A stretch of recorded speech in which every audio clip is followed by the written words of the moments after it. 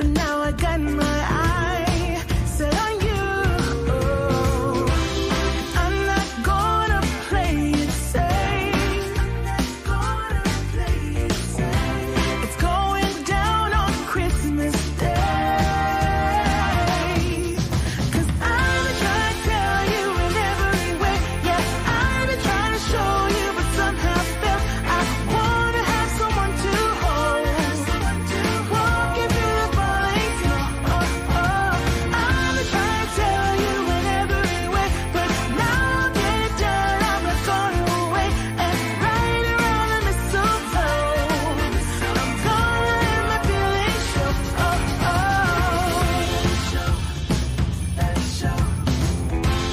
Always got you on my mind, but I know this time you're on top of my list. Only wish.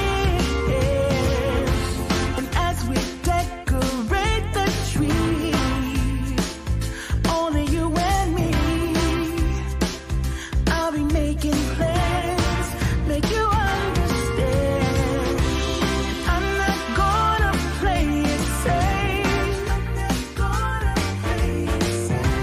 It's going down on Christmas Day. 'Cause I've been trying to tell you in every way. Yeah, I've been trying to show you, but somehow felt I wanna have someone to hold. Walking through the falling snow. I've been trying to tell you in every way, but now I'll get it done. I'm not gonna wait. And right around the mistletoe, I'm gonna let my feelings show.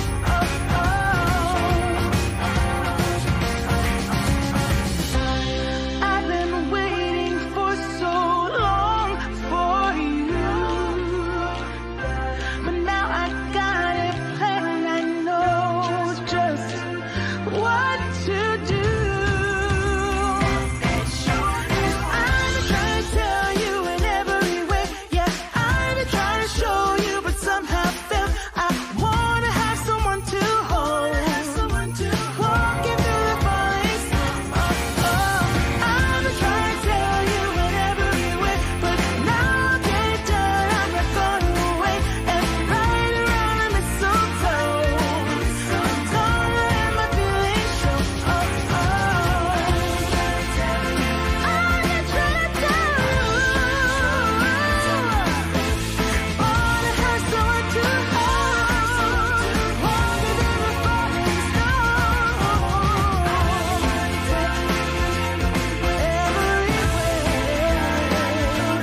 I'm no longer going away. Right around the mistletoe.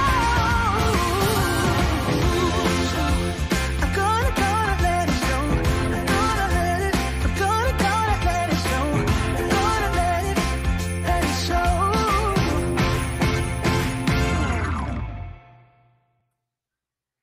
Howdy. Welcome back, guys. For those of you who are just joining me over on the other stream, thanks for following me over.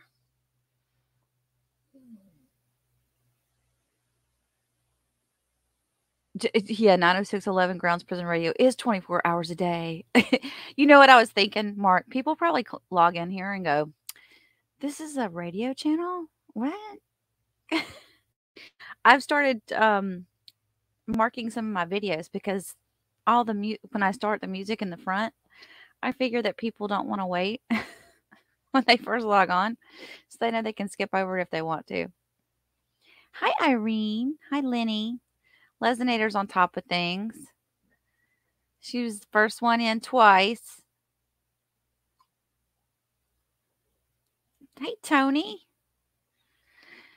All right, so when we left off yesterday, guys, we were watching the crime scene investigator from the sheriff's office go through some of the photos in the house, right? So that was a really long session. So we're going to continue on with what he was doing there. Hey, Sean. And then after him, we've got the forensic guy coming in, which I think is going to be very telling because then we're going to learn more about the blood evidence. So it's going to be interesting. So thank you guys for joining me. I appreciate you. I know you could be other places, but look, you're here. So Let's get to it.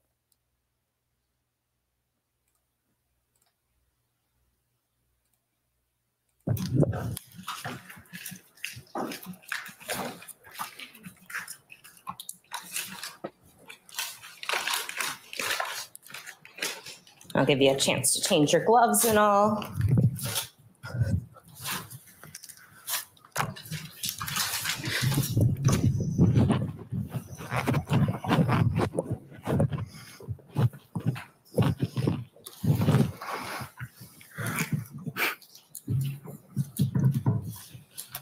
And what is Exhibit 286 according to the label from your department? Exhibit 286 is the metal fragment from the basement floor that was found near evidence marker letter E. It is affixed with evidence ID number 41874. And does it also have Wisconsin State Crime Lab stickers? Yes, it does. It has the State Crime Lab case number, as well as a sub-designator letter M as in Mary. I'd ask that you open it up at this time. And I would move Exhibit 286 into evidence. No objection. It is received, and it may be published.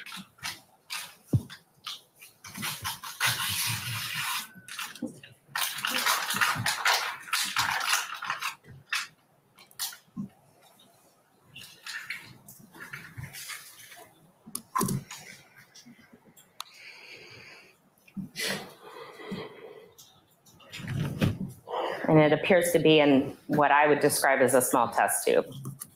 Is that fair, or what would you call it? It's like a small plastic cup. Okay. Could you please walk that by the jury?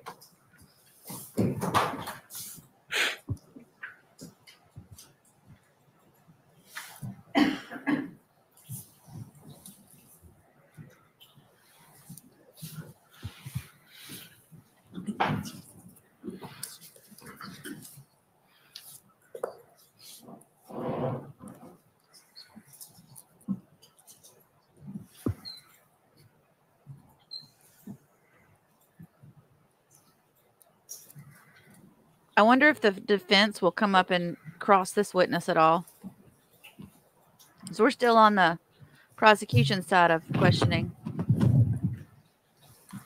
Every time y'all say waffle law, Deputy, as you package that up, when you discovered 285 and 286, did you know that they were part of a projectile or bullet? At that point, I did not know they were. They were consistent in appearance with that of a projectile. But again, we submit them to the State Crime Laboratory to their subject matter experts for further evaluation.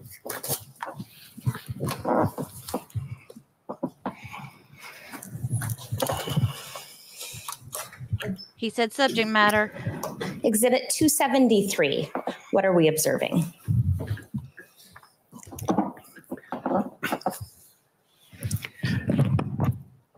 I'm sorry, you said 273?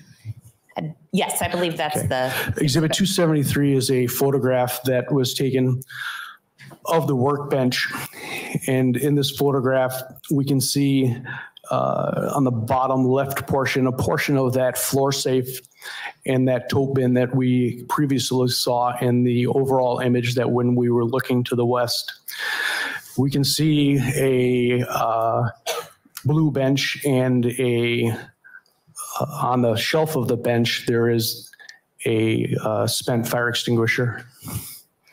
Judge, this might be a good time to take a break. The next couple of slides are going to involve a lot of exhibits. I see no reason to disagree. Ladies and gentlemen, we'll take 10 minutes at this point in time. Randy, okay, good, thank you. Then go ahead and continue, Attorney Raymond. Thank you. In Exhibit 274, what is the jury seeing in Exhibit 274? Exhibit 274 is a photograph of a spent cartridge shell that was located on the floor under the blue workbench. It would have been located closest to the west wall of the basement and at the south end of the workbench, which is the end closest to the stairs and that floor safe. So he shot dead down there in the basement. Just for those that are not super familiar with firearms, what is a casing? A casing is the metal component that is hollow and has gunpowder within it. If we look at the round cylinder end of this particular casing, you can see there's a light colored yellow insert around the green metal portion of the casing. That is the primer end of the casing. The projectile is attached to the opposite end and is usually crimped to create a seal. The primer from the firing pin from the firearm will strike the primer end. Again, that primer end is that light yellow colored disc with inside of the green metal surrounding it. When it strikes the primer, it creates an explosion and ignites the gunpowder with inside of the bullet. The pressure within inside of the capsule, because it's sealed, forces the projectile out of the out of the casing down the barrel of the firearm. And that's essentially how it works. Okay, thank you. And then I'm going to show Exhibit 275. What are we seeing on Exhibit 275? Again, this is another photograph of the same projectile that was located on the floor in the basement. Again, we can see that inner disc that is a lighter yellow color or gold color, and then there's a darker green casing for the casing itself. This casing was actually located on the basement floor by crime scene investigator James Plenty, who then called to my attention that he had found something. And then I came down and assisted him in the basement with taking these photographs.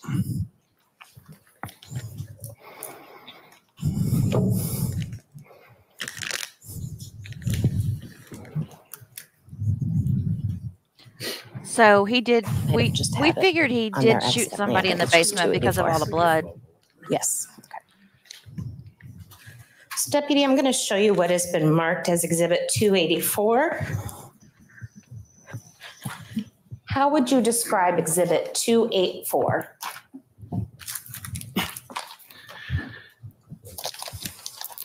Exhibit 284 is the casing that was collected by myself. There's the casing that was in the previous photograph that was on the floor under the workbench. It has a alpha marker letter G. Letter G was one of the placards that we seen in a previous image of the overall images, and it was yellow in color. It is affixed with evidence ID number 41877 that I applied. It's a sheriff's office evidence barcode number. It also has the Wisconsin State Crime Lab case number that's the same as previously mentioned, and they sub-designated this item of evidence as letter AH. This time I would move Exhibit 284 into evidence. No objection. It is received. And Deputy, I'm also going to give you Exhibit 26. This is a bullet given to Mitchell Halderson by the defendant. I'd ask you just to just look at those both, 284 and Exhibit 26. And I'd ask if you see any similarities between the items. They are similar in color. I also know that the head stamp is the same. Now, the head stamp is the manufacturer's stamping that is on the head or the primer end of the casing. It's not on the primer, it's on the casing. So it's not on the yellow portion of the disc, it's on the green portion of the metal casing. When I first saw this casing that was in the basement, I'm looking for the name of a manufacturer. A lot of times the manufacturers will put their initials, or they may even put the full name of the company that manufactures them. This particular company did not. This particular company put a logo on there, and knowing that this type of casing is consistent with a cartridge that would be used for a AK-47 or an SKS type rifle. I was maybe some type of imported ammunition from another country, and that's what I was trying to decipher.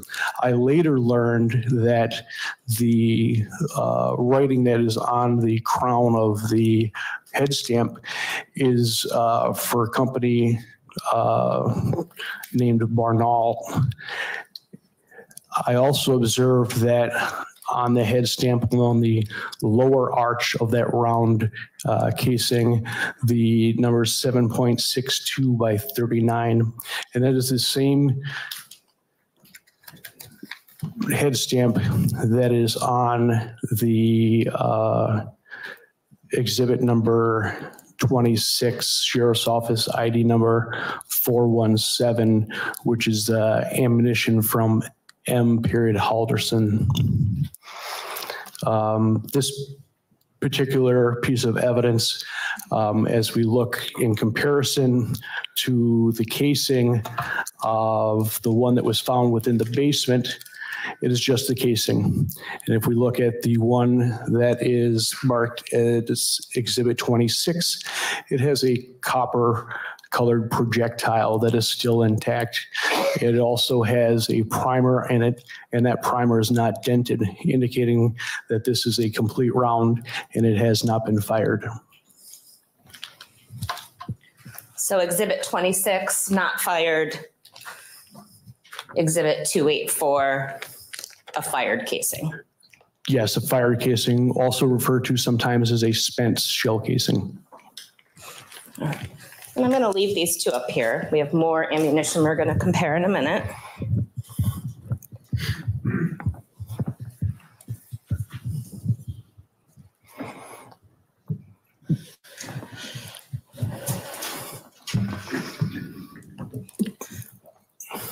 Deputy, how would you describe Exhibit 276? Looking at Exhibit 276, we're facing to the east. This is on the north side of the basement, or the north half of the basement. We see that there's a wooden bookshelf, natural wood color to the right. There's a safe that is black with a silver face next to it. We can see that there's a plastic table, and then there are two folding chairs that are folded in the chair position, and there are two additional chairs on the left side of that image. If we look at the concrete type floor, the concrete floor as well as the walls in the basement are painted in a gray type paint. We can see that there is a defect on the floor that is on the photographer's side, or the near side of the chair that is to the right in this image.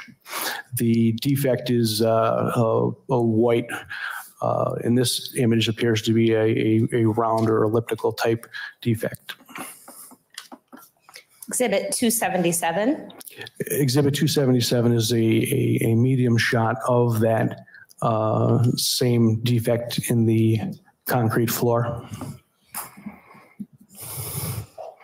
Exhibit 278. Exhibit 278 is the same defect. This time we've added evidence marker letter H to it. We can see that when we get closer with the imagery that there is some depth to the defect, and it is not uniform in its edges are jagged. And why is this defect interesting to you? There were other defects on the floor, but this defect was interesting because it was absent of grime. Now, I can't say that it's fresh, but I can tell you it is not aged like the other defects that were on the floor. It doesn't have dirt or debris within that defect like the other defects had. It's not uncommon for a basement floor to have scratches or gouges, but this one,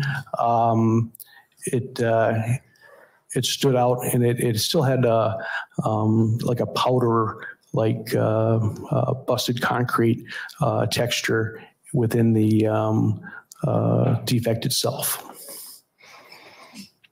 547, what are we looking at in 547? In 547, we're looking at the floor on the south half of the basement. We are on the west side of the basement facing to the east. We see evidence markers letter F, and we see evidence markers letter G. Now, if we look, you can see that the basement floor doesn't look the same as in the original images that we had taken.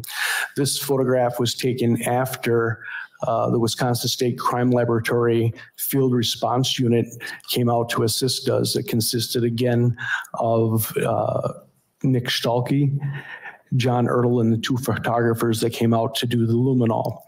And what you see here is the residue, the white residue that is left behind when luminol is sprayed onto the hard surface.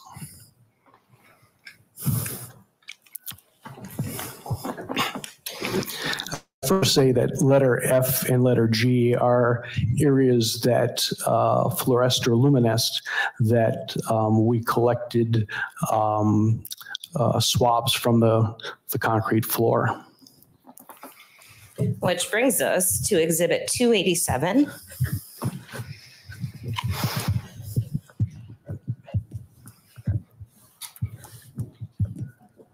Deputy, could you please look at the labels on Exhibit 287 and describe what 287 is? 287 are 3 swabs from the south side of the basement area, G, F, and F. The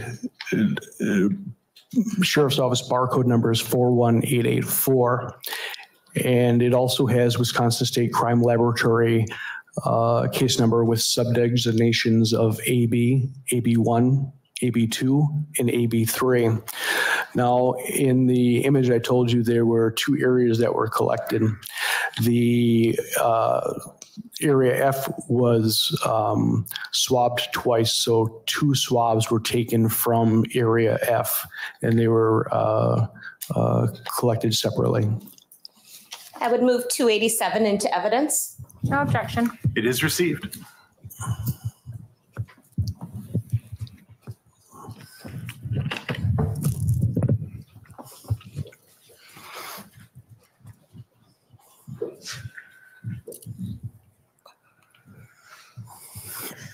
How would you describe Exhibit 292?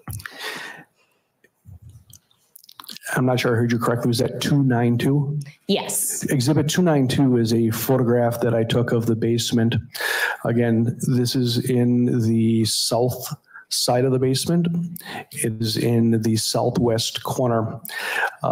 As we see now, the freezer has been removed and collected as evidence. It is no longer in front of the wire rack rolling storage unit that has the supplies on it. We can see the left side of the photograph. There's the gray door with the silver handle for the upright vertical freezer. There's a shop vac that is on the floor. And then we can see that there's an area that protrudes north of the foundation itself. That would be the area below the front steps that would be commonly referred to as a stoop. And in some instances, in home construction, they get filled in. In other instances, they get capped off and they can be used as additional storage areas. Exhibit 293. Exhibit 293 is a photograph of the it's on the south side of the basement. It is the southwest corner. We can see the cinder block wall, and then we can see above the cinder block wall, there are silver pipes. Those silver pipes are conduit that contain electrical wires within it. You can see the junction box that is affixed to the cinder block wall.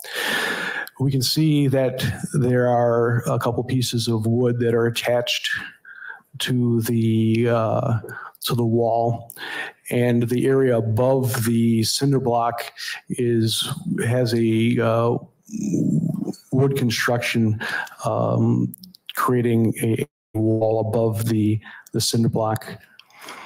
You can see. Oops, sorry. You can see that there's the gray paper-like material. It's got some red writing on it. That is the paper side of the insulation that was placed inside of that cavity. The area that is between the 2x4 studs and it's for insulation purposes. Exhibit 294 is just another photograph of that same area. Again, we can see the red markings for the insulation.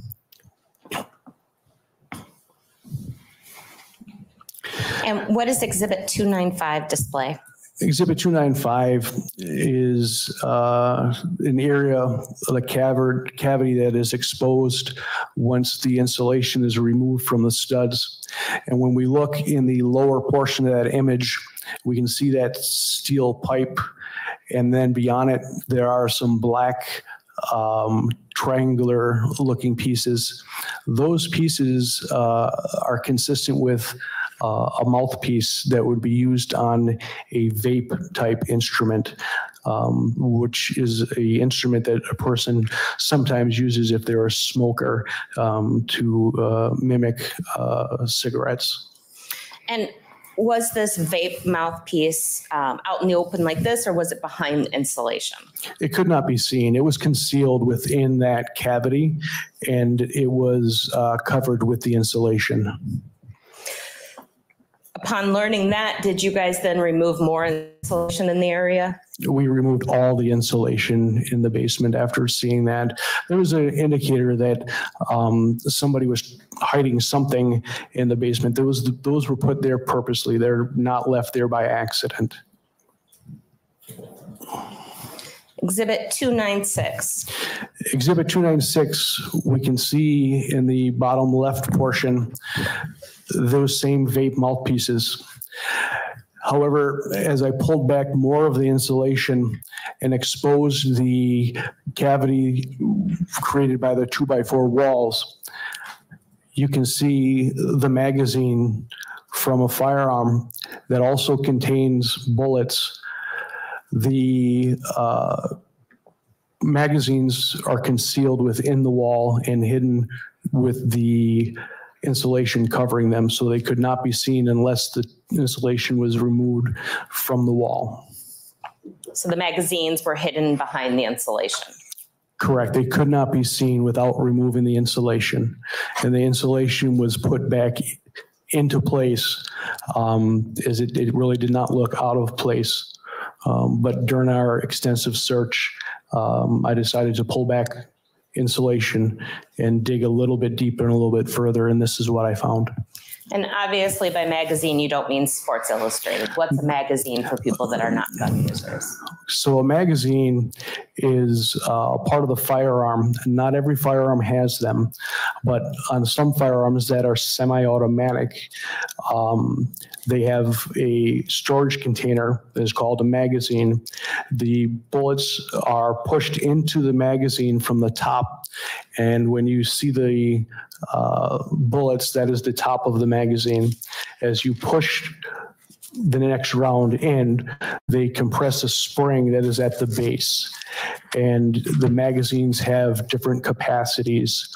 These magazines hold multiple rounds of ammunition.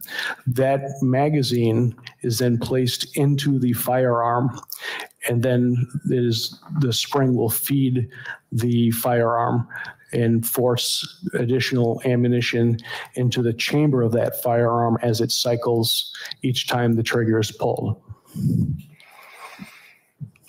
What do you observe in Exhibit 297?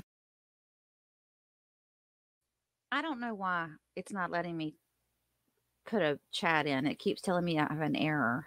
So anyway, yeah, share. That recipe sounded amazing last night that you were using. I can't wait to play with that though. Let's see. Barbara, I don't think it had a photo on it. I think it just had your initial on that membership. Congratulations for being a member for 2 months, Miss Christine. Thank you so much. Exhibit 297 is after I pulled the insulation from the wall, I stepped back and took an overall photograph. This is for reference, so a person who was not there can understand where within the basement those were located. How would you describe Exhibit 298? Exhibit 298 is a close-up of the 3 magazines that I located concealed within the basement wall. The magazines are of a polymer or plastic-like material, and there are 3 of them. I collected each of them. One of them listed as the front, which is the one closest in the image. One listed as top, which is the one in the highest portion of this image, and then one listed as bottom, which is the one that's leaning over on the far right side of this image. Exhibit 299, how would you describe Exhibit 299? Exhibit 299 is when I completely removed all of the insulation. Again, this photograph is to show the condition in which they were found and in relation to the vape mouthpieces that were located. Again, just a reference. Exhibit 300. Again, this is another perspective allowing a better view of the 3rd magazine, the one that's listed as bottom. In each one of these magazines, we can see that there are bullets in each of those magazines. And 301. Just another perspective view? Again, it's just another reference photograph so that the viewer can have a understanding as to where they were located within the basement. And same for 135? Correct. It's sorry, 302. The 302 is a overview, again, showing in relation to the storage shelf and the magazines.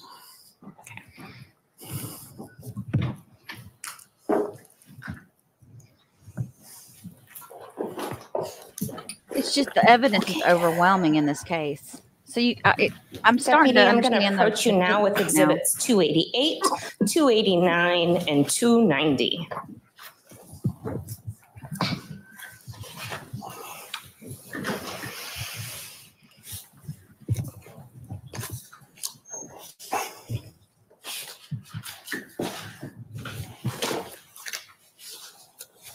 And I'm going to have you describe the labels on Exhibit 288 first. Exhibit 288 is the magazine that was listed as the front with ammo has got evidence ID number 42258 affixed to it. I would move at this time Exhibit 288 into evidence. No objection. It is received. I'd ask that you open it up, and I'm actually going to have you count the amount of rounds in that magazine.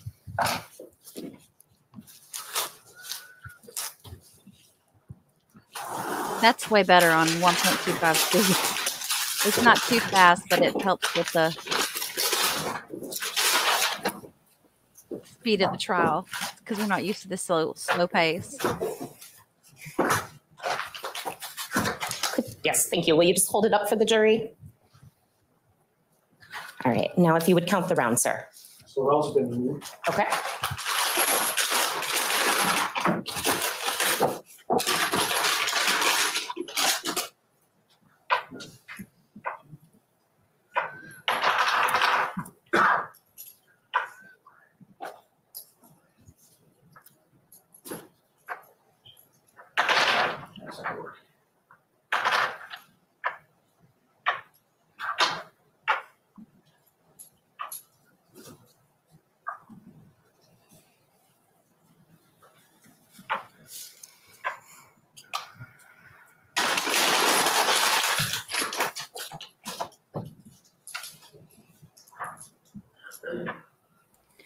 I know nothing about guns, so this really doesn't help me much.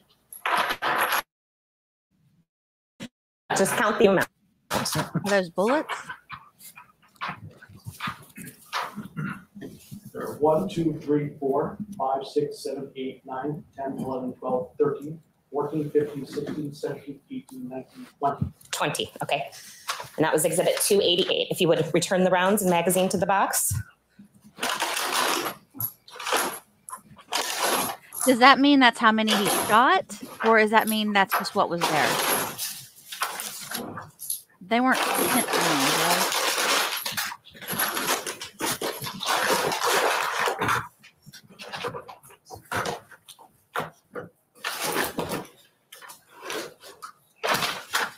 And I'm going to have you repeat the same procedure with item 290. Item 290 is the rifle magazine listed as bottom with ammo that I collected from the wall. Okay, I would move Exhibit 290 into evidence. No objection. It is received.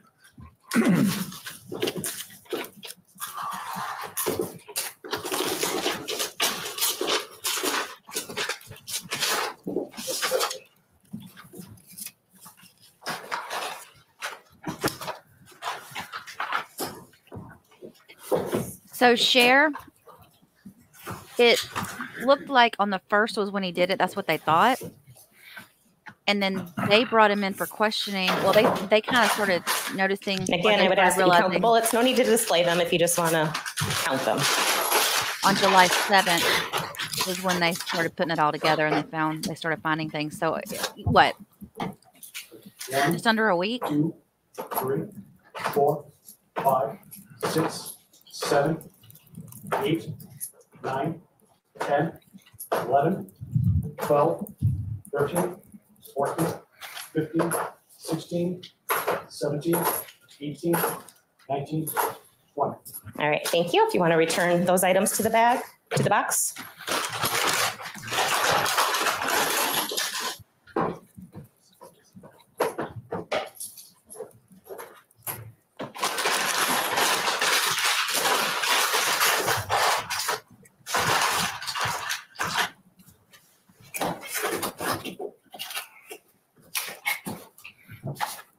And finally, I'd like you to repeat the same procedure with item 289.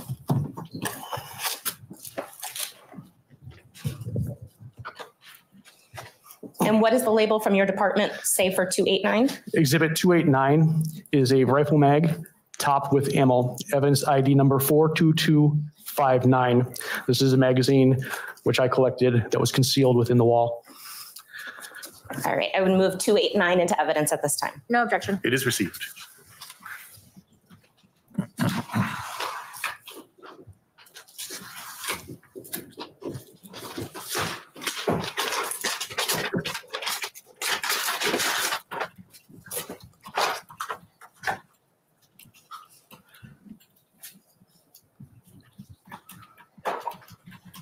And again, yes, please count the rounds.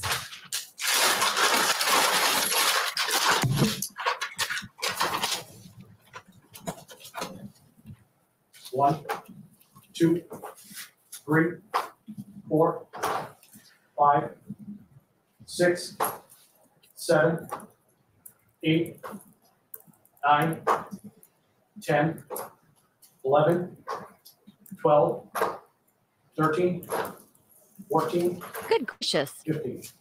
So only 15 rounds in Exhibit 289. That is correct. So missing 5 rounds as compared to the other 2 magazines. Ah, Yes. okay. 5 rounds. Now, but maybe before you close that, the bullets in all 3 of these magazines, is their ammunition consistent with each other?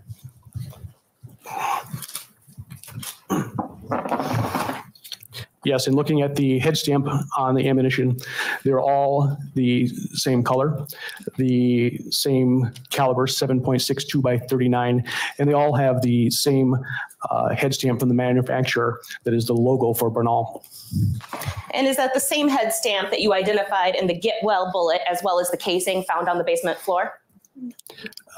I don't recall which one was a Get Well bullet. Oh, I'm sorry, Exhibit 26. Yes, they are all the same. Okay, this one just has Get Well written in Sharpie on it. So all of the ammunition that is displayed up here is all the same caliber, all the same head stamp. That is correct.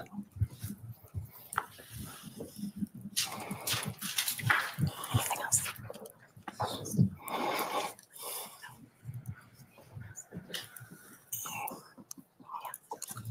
No further questions. Cross-examination.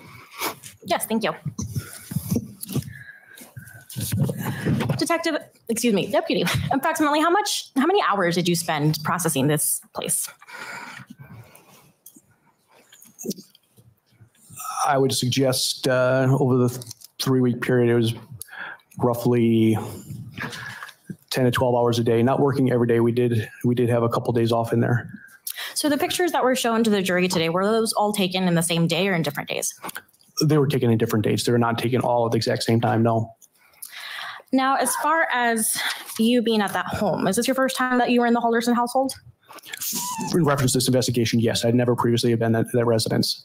So you mentioned multiple times that the way you photographed things that day was how it was when you got there, correct? Correct. Nothing. When I entered under the guise of the search warrant, we photographed the entire interior of the residence, how we found it. And again, I talked earlier about wearing booties and the cross-contamination. You just cannot get past that. But nothing else was moved when the initial photographs are taken. And when we walk through and we're taking our notes, and I talk about that golden hour with Deputy Plenty, we're not moving or touching anything. We're simply looking. And along those lines, would you agree with me that your role is primarily to take in the scene, not necessarily analyze the scene? Does that make sense?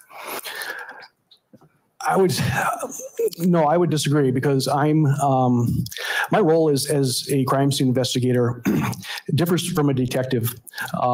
When I'm at the scene, I'm trying to read what the scene is saying. I'm trying to interpret what the scene is saying. The detective, they get verbals. They talk to their witnesses, their victims, their suspects, and they are able to communicate verbally. I have to interpret what has been left for me. I have to try and essentially analyze, for lack of a better term, what is there and what isn't there. So along those lines as well, are you the individual that gets to determine what is of evidentiary value and what is not of evidentiary value? I'm one of the people, yes, I am. And I believe in this particular location, it would be you and Deputy Plenty. That is correct. Now, and additionally, we do our investigation, and we're making a evaluation as we're doing it, and we're identifying what needs to be done to the scene. Okay, that first evaluation, what additional resources are we going to need? Are we going to need help from other agencies, be it the State Crime Laboratory Field Response, the ATF, DCI's State Fire Marshal's Office? All of that is going in taking place. Once we sequence what is going to happen, we roll out our plan. Now that changes, and things happen that allow us to continue, and then there's roadblocks that we have to stop and changed our direction, our course of attack, if you will, on processing this scene.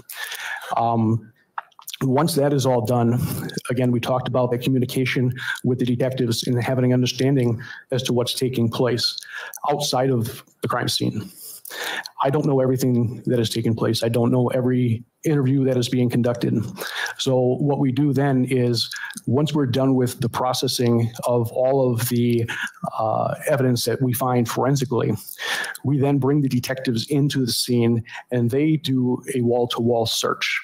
And during that wall-to-wall search, they're looking for additional documents that they might have an understanding that has relevance to the case that I would have no knowledge of, because I'm not the one out doing the interviews. So this is a team approach, and we need the detectives to give us information. We give the detectives information, and then we have them come in and we release the scene to the detectives so they can do their wall-to-wall search for additional things that we may have not had any knowledge that may or may not have been important.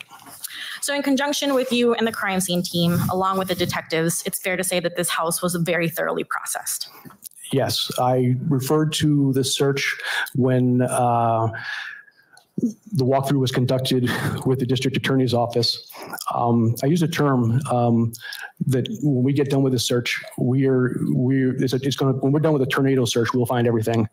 And the district attorney looked at me and wondered what tornado search was. And I told them that we will turn the house upside down looking for whatever piece of evidence is in here that would have any value to this case. And that's what we did. And the DA has placed all of the exhibits that they've presented to you in that corner. That's not even half of the exhibits or of the evidence that was collected in this case, correct? That is correct. And when we're talking about exhibits and evidence, we're not only talking about anything that could contain blood, we're talking about digital evidence such as flash drives, anything like that this house had, you would have collected and processed. Yes, ma'am. Now, going into the blood evidence that you had talked about in direct examination, you essentially performed two types of tests, correct? That is correct, yes. And the first one was just to see if there was a presence of blood. Is that correct? That is correct. That would be the phenolphthalein test that detects just simply the presence of blood. And then that second one was that hexagon OBTI test. That is correct. The hexagon OBTI, that differentiates between human blood and non-human blood. The tests that were performed on this blood initially from you, they cannot tell you when that blood was placed on that location, correct? No, they cannot. And I think you might have mentioned this in direct examination, but I'll say it again. It cannot tell you, these tests cannot tell you whose blood that is. No, that is that's the screening process that we utilize, again, to get the best probative value for the evidence that we're allowed to submit to the Wisconsin State Crime Laboratory. And that's when the DNA evaluation and testing is conducted at the Wisconsin State Crime Lab. That is not something that is done in-house by any sheriff's office in Wisconsin. And along those lines, those two tests that you performed on the blood, they cannot tell you how it was that the blood was placed there. No, they cannot. Same with the physical evidence that you recovered. So for example, we spent some time talking about metal fragments that were located in the basement. Do you recall those? Yes, I do. Now you're able to determine that they're metal fragments, correct? That is correct. And maybe you're able to determine that they're, I think you refer to them as projectiles. Consistent with the lead fragment of a projectile, yes. But a thorough, conclusive saying that this metal fragment is a projectile, that's not something that you would be able to do, correct? No, that would again go to a subject matter expert at Wisconsin State Crime Laboratory in the firearms section. And again, as far as you're concerned, you cannot tell us when those metal fragments were placed there, correct? No, I cannot. And generally, you cannot tell us how they were placed there. No, I cannot do that either, no. And that goes with any kind of physical evidence that you recovered at the household, correct? Could you ask the question again? Sure, yeah. So I specifically talked about the metal fragments, but as far as any kind of physical evidence that you collected, you weren't able to tell the jury or anyone how it was placed there, correct? In respect to the metal fragments or any evidence? Any evidence. That is not correct. So there's some evidence that you are able to say how it was placed there. Correct. Could you give me an example? The bloodstain patterns. And when we're talking about the bloodstain patterns, that's quite literally the pattern, not how the blood was placed there, just the pattern, correct? Correct. Well, the pattern will tell us basically how it was applied. So when we look at the face of the safe and we see the stains that are on the face of the safe, they're pretty much round, and they're small. And that tells us that those stains impacted on that safe at a 90 or near 90-degree angle. So the face of the safe is a horizontal surface. So the blood is deposited onto the face of the safe at a 90-degree angle. But again, you do not know when it was placed there. I cannot say that, no.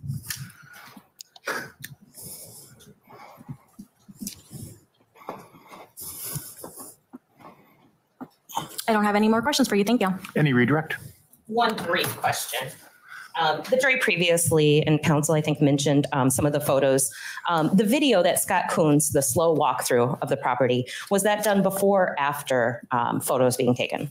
I recall exactly the time. It was on the same day, but I do not recall if that was prior to or after. Sure. Was it done before any items were moved? Nothing was moved. Okay. That's it. May this deputy be excused Okay. and released? Or no, not released, but excused. Are there any, well, I know we should get the, Yes, I will I ask will. him to, with your assistance, to box up the Absolutely. exhibits that are there before we.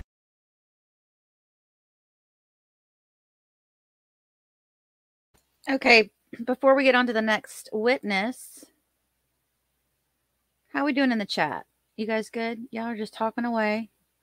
I'm over here looking for something. I've got an idea that I was thinking about putting up a stream on Christmas Day and on New Year's Eve. And so you guys can get together. I may not be here, but it's a stream where y'all can still come on and watch together. All right, let's play this next piece.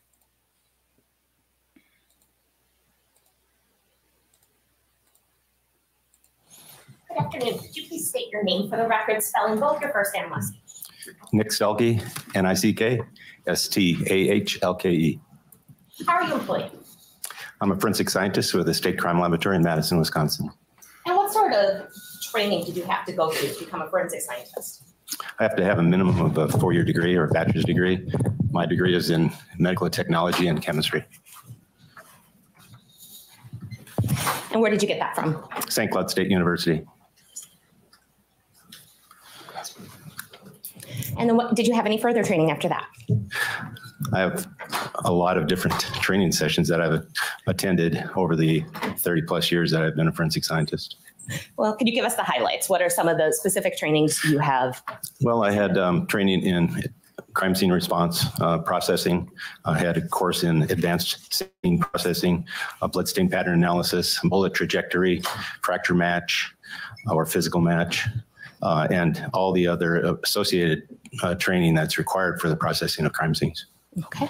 And is one of the things that you've had training and experience with luminol? Yes, it is. And what is luminol?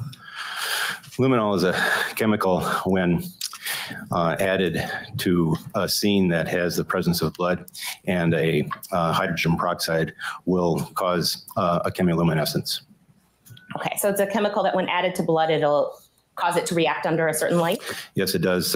When blood is present and you add luminol, the blood reacts as a catalyst, causing the blood to actually luminesce or give off light. Okay. And what is it used for? We utilize luminol for determining whether or not there's a cleanup at a crime scene. I also like to use it for determining what has actually occurred, if there's been any movements within a crime scene that isn't necessarily understood from just the visible blood that we see at a scene. So it's helpful in identifying non-visible blood at a crime scene. So it allows you to see blood that is not able to be seen with the naked eye. That's correct. In the course of this investigation, were you asked to luminol some vehicles? Yes, I was. And was one of those vehicles a Volvo belonging to a Krista Halderson? It was. And what, if anything, were the results of that luminol? It was negative. And what does that mean? That means that, first of all, when we did the examination of that vehicle, we always do a visual examination. I did not see any visible blood. We followed that up with then the application of luminol, which again is you see a visible reaction for non-visible blood from the application of luminol, and I did not get a reaction from that. Oh, wow. And I'm showing you what has been marked as exhibits 342, 343, and 344. You guys, How would you describe exhibits 342 through 344?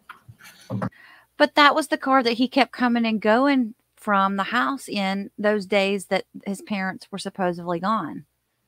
So I'm confused as to, I guess he just had everything wrapped up real nice and clean.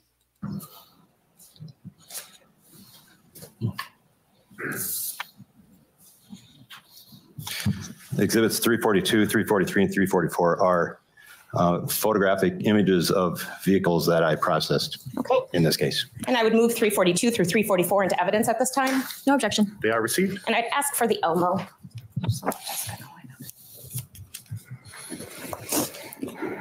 And 342. Was this the Volvo that you processed? It is. And no signs of blood in that Volvo. That's correct. And 343. Was that the Subaru Outback vehicle that you processed belonging to Bart Halderson? It was. Okay. And what result did you have with Luminol with that vehicle? Again, it was negative. Okay. And then I'm going to show you 344. Is this another vehicle that you at least took a look at? It is. And did you perform Luminol on this vehicle? I did not. And why is that? The condition of the vehicle, all the items that were located within the vehicle would suggest that none of those items had been removed or had been replaced. All those items seemed to be in the condition that it had been for some period of time. So in my estimation, it wasn't necessary to attempt Luminol for this particular vehicle. And 344 is specifically the vehicle that was owned by Kat Melander, the girlfriend in this case? That was my understanding. Okay. So let me ask you, if I have something that is bloody, but I put it in some sort of plastic, would Luminol detect stains on the flooring underneath? No, if there's no contact with Luminol on the surface that is being tested with Luminol, it will not detect or give any kind of reaction to the application of Luminol. So similarly, like putting on gloves, you don't see fingerprints. If you wrap something in a barrier, it would prevent the Luminol from picking up on blood. That's correct.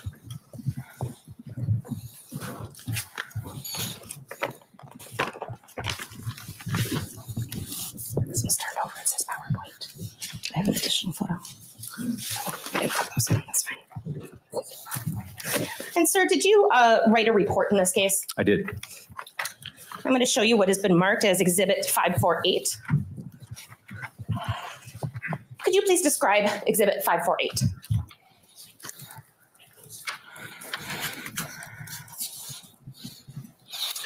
Yes, Exhibit 548 is a copy of my confidential report of laboratory findings. And why do you write reports with the results from your investigation? We always write reports so that everyone understands that we were there to, performing a duty, and those then, when we have conclusions that from our examinations, we need to report those to the And is Exhibit 348 a true and accurate copy of your report? Exhibit 548? I'm sorry, 548. Yes, it is. All right, I'd move Exhibit 548 into evidence at this time. No objection. It is received. And just for completeness, Exhibit 303, is that a copy of your curriculum vitae?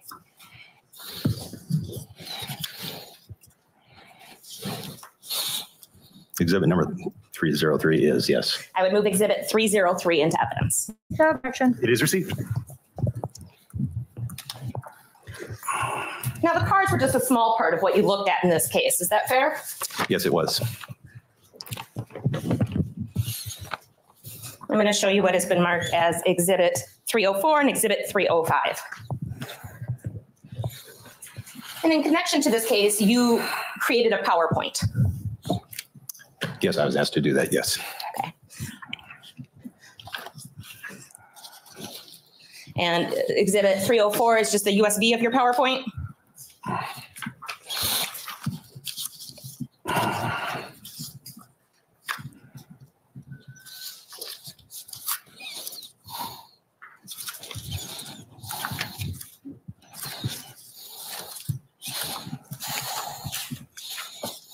And Exhibit 305 is a printout of your PowerPoint. Exhibit 305 is that, yes. Okay.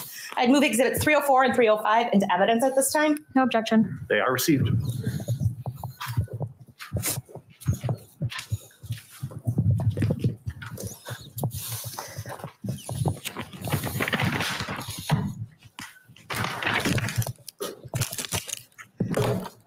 set up before I have you switch it, Judge.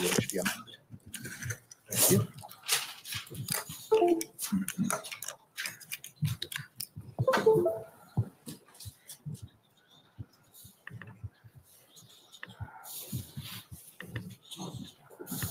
Okay.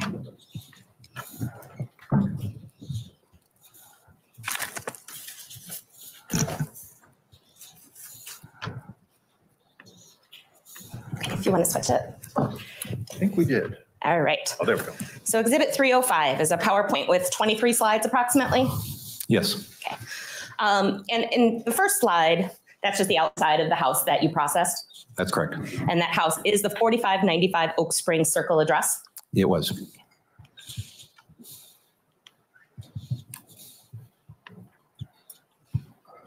Okay.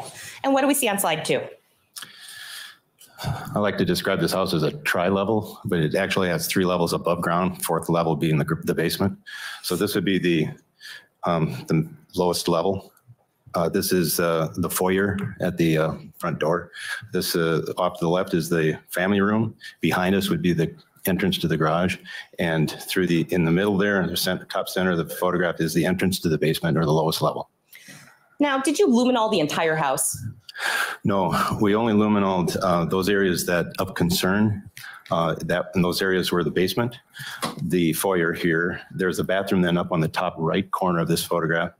We did that one as well. And then the garage. Okay. And the family room, if I didn't mention that. Okay. And slide 3, how would you describe slide 3? Slide 3 is the lowest level. This would be the basement. The basement was split basically in 2, divided by a dividing wall. This would be the north half of the basement. Okay. And how would you describe slide 4? Maybe I'm sorry. I think that's actually the south side of the basement, because the front door is facing south. So this would be when you go down the basement stairs to the right, and just to the left, then is on the north side of the basement. So the south side of the basement. This is the south side of the basement. This then is the floor of the south side of the basement. Slide 5. Well, the slide just before this was a photograph of the floor with white light. This is a photograph then with a long lens opening with no light at all, other than the light that is being generated by the application of luminol, and then a small pop of light or flash, so that we can get an idea of the relative positions of the items within the scene to the luminol itself. If we didn't do that, all you would see would be the luminescence of the luminol reacting to the presence of whatever it's reacting to. Now, the blue area that's for lust, I believe you said, is that all blood that it's reacting to? This could be blood that it's reacting to, yes. Exhibit or slide 6. What is slide 6 depicting? Because we only applied small areas of luminol to the basement floor in small intervals or in sections. This is a second photograph of application of the luminol closer to the camera itself. And you said that the luminescence could be blood. Could it be something else? Well, it does. Luminol does react with bleach or any other chemical that has some metals in it. Also, some plant materials will give some false positives. So if somebody had cleaned the floor with bleach, that might also respond to your luminol. It can, yes. What about hydrogen peroxide? Would that cause any luminol? Well, to cause the reaction of luminol, actually luminol is part of the chemical reaction of luminol. When you apply luminol, you're applying a basic solution with luminol and with the addition of hydrogen peroxide, which is an oxidizer, causing the luminol then to react to the iron that's in the hemoglobin of the blood to luminesce. So hydrogen peroxide is actually a part of this then. Hydrogen peroxide is also a good cleaning agent, or a bleach, which will remove stains and break down styler material like blood.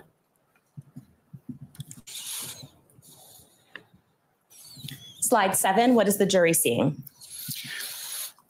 Okay, slide 7 is the opposite direction of the previous slides. The previous slides had the camera in the position just this side of that small chest freezer looking our direction. In this case, this photograph is looking in the opposite direction.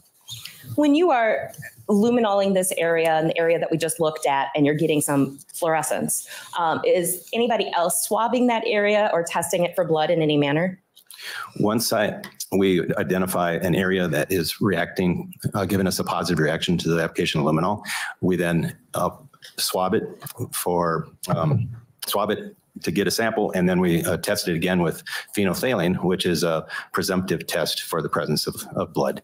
And because luminol isn't specific to blood, we need a second test to determine if there is potentially blood present.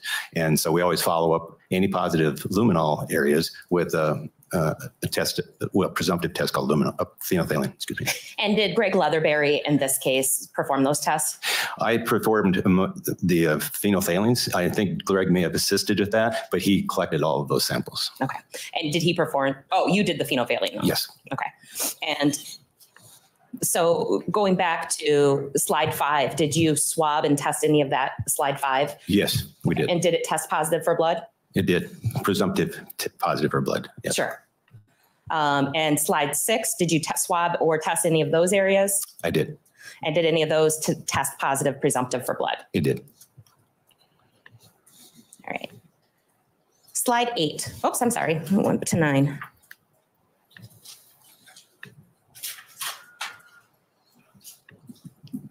Slide 8. What is the jury viewing in slide 8?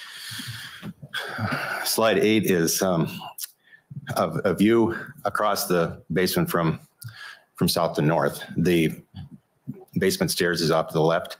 The previous views in the previous slides would have been to our right, looking down the south side of the south half of the basement area. This is looking across from then the south side of the basement to the north side of the basement. And slide 9, what are we viewing in slide 9? Slide 9 would be then the north side of the basement.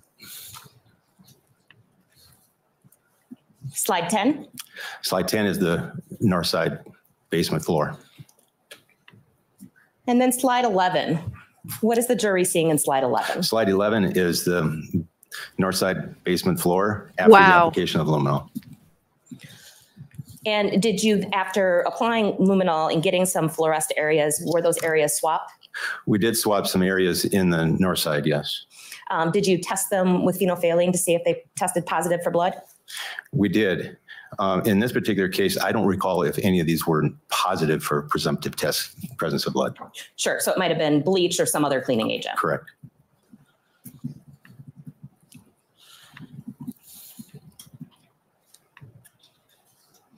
What is the jury looking at in slide 12? This is the basement floor on the north side, but closer to the stairs that leading down to the basement or leading up to the foyer. And slide 13. This is the same area, however, after the application of luminol. And how would you describe these results on slide 13? These gave a very strong reaction to the presence of luminol. I believe we also had a couple positive reactions to the presumptive test of phenolphthalein as well. But there were some footwear impressions, apparent footwear impressions in blood in this area. And you can see that in this photograph. How would you describe slide 14? Slide 14 then is a view from the north side of the basement toward the stairs leading up to the foyer. And slide 15? 15? Yes. Slide 15 is an image of the family room. There's a fireplace there. These are also some stairs that lead up to the upper floor, a kitchen in the background there. And the foyer is off to the right.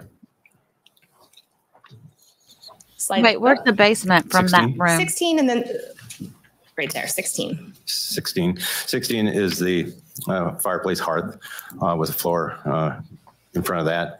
Appeared that they were doing some construction in this, or renovating in this room. I think they're fixing to show it, JP. Slide 17, just another view. Yep, just another view of the same thing.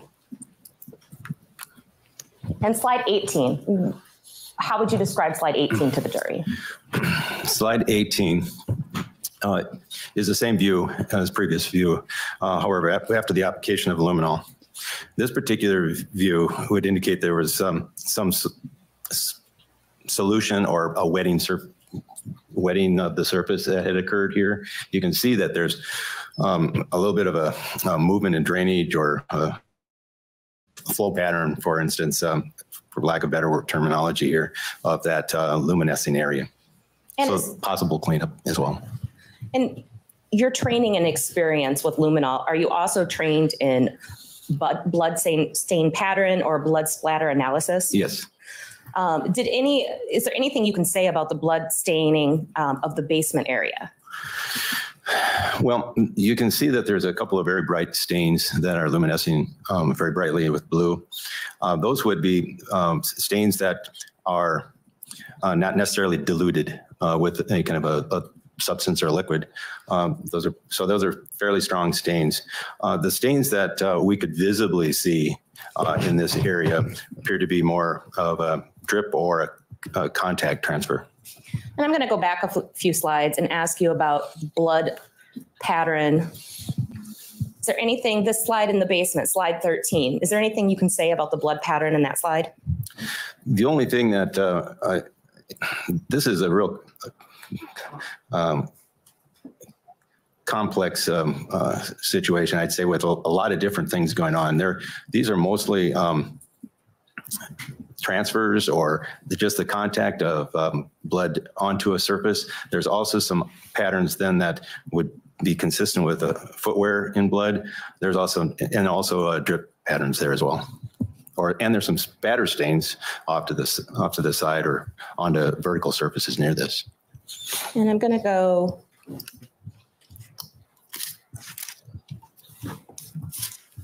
back to slide 5. Is there anything you can say about the pattern there? These patterns are more general in that and diffuse in that it appears that there's been some wiping or cleanup. I'm going to go back to, I believe we were at 17. I'm glad she's going back through these like this. Ooh, that's a lot. Slide 18 we already talked about. Slide 19. How would you describe slide 19? In slide 19, these had some, or we had some visible stains. And the ones that are already marked were ones that Deputy Leatherberry had visibly seen and marked with these labels, adhesive labels. And slide 20. 20 is an image taken after the application of luminol. You can see there that there's many more stains that are visible now due to the application of the luminol. These stains are very similar in characteristic, size, and shape as the visible stains that you could see and that were already marked. Are you able to say anything about the pattern of or splatter of these stains? These look like stains that were drip utilized in, or that are produced from gravity alone acting upon the bloody source with the blood dripping straight to the floor. Yep, that's what I was thinking. There were a couple of stains that you can see some movement toward the bottom right that are somewhat smeared. These could be consistent with swipes or wipes.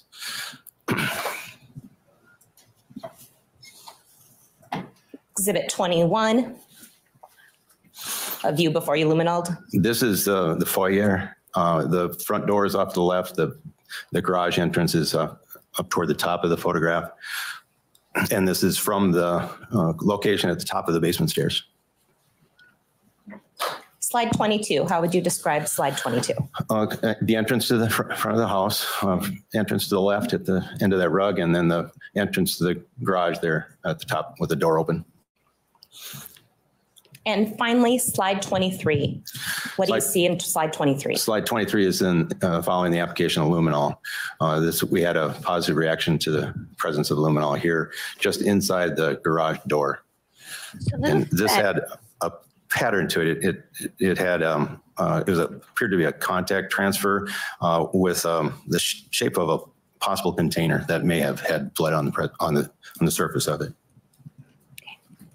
And just like with the vehicles, again, if items such as plastic tarp or other barriers were used, would that prevent you from finding blood with luminol? Well, anything that would prevent blood from contacting the surface, which was then ultimately applied or had luminol applied to it, would not indicate or give a positive reaction to the presence of luminol. And if blood was cleaned up with hydrogen peroxide, would you be able to find any traces of it?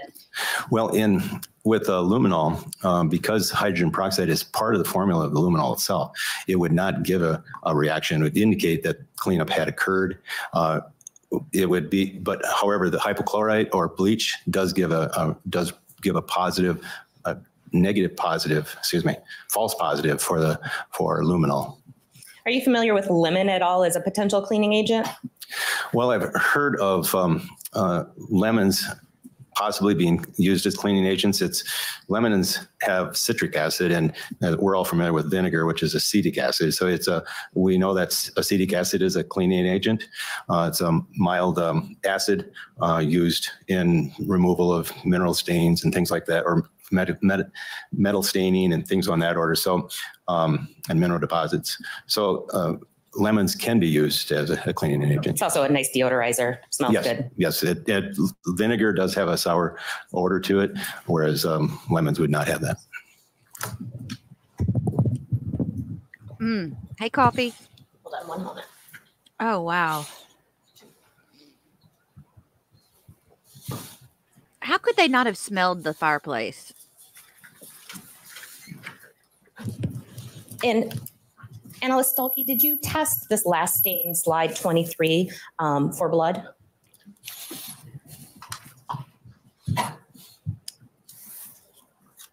I don't recall. If we collected it, we would have tested it. And since we collected it, I'm pretty sure I would have tested it with phenolphthalein. Fair enough. And the chemical compound H2O2, is that the chemical formula for hydrogen peroxide? It is. I have no further questions. Cross-examination? So I'm a bit confused. You said earlier that it could be blood, whatever is illuminating from the luminol, correct? Correct. And I believe the other assumption is that it could be bleach, correct? Correct. So whenever we see something illuminated on that TV or on the photographs, it could be bleach, yes? Could be one or the other or both, yes. And the only way you'd be able to do that is by doing that additional testing that you talked about with the phenolphthalein, correct? That would give us more confidence that it is blood, yes. And I believe you said that there were some areas where it couldn't be detected if what was being illuminated was in fact blood. Is that correct? Me? Say that again. Sure, yeah. I believe you had mentioned that there was some spots where it was illuminated and you did test for the presence of blood, but nothing was located or no further testing was done. When we got a positive reaction for luminol, I would go to the area that had the strongest luminescence or fluorescence and swab that area. We then conducted a phenolphthalein, which is the presumptive test for phenolphthalein or for blood. We had several negative tests, but we also had positive tests for the presence of blood.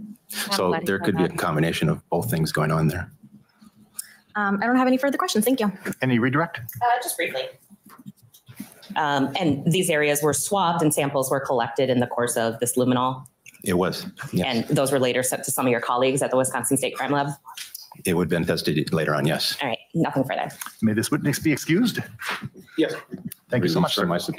Huh. So that's interesting. Let me hang on. I want to go back to this other one. We do have another one coming in, I think. Hang on. Let's see. Yeah, we've got some more.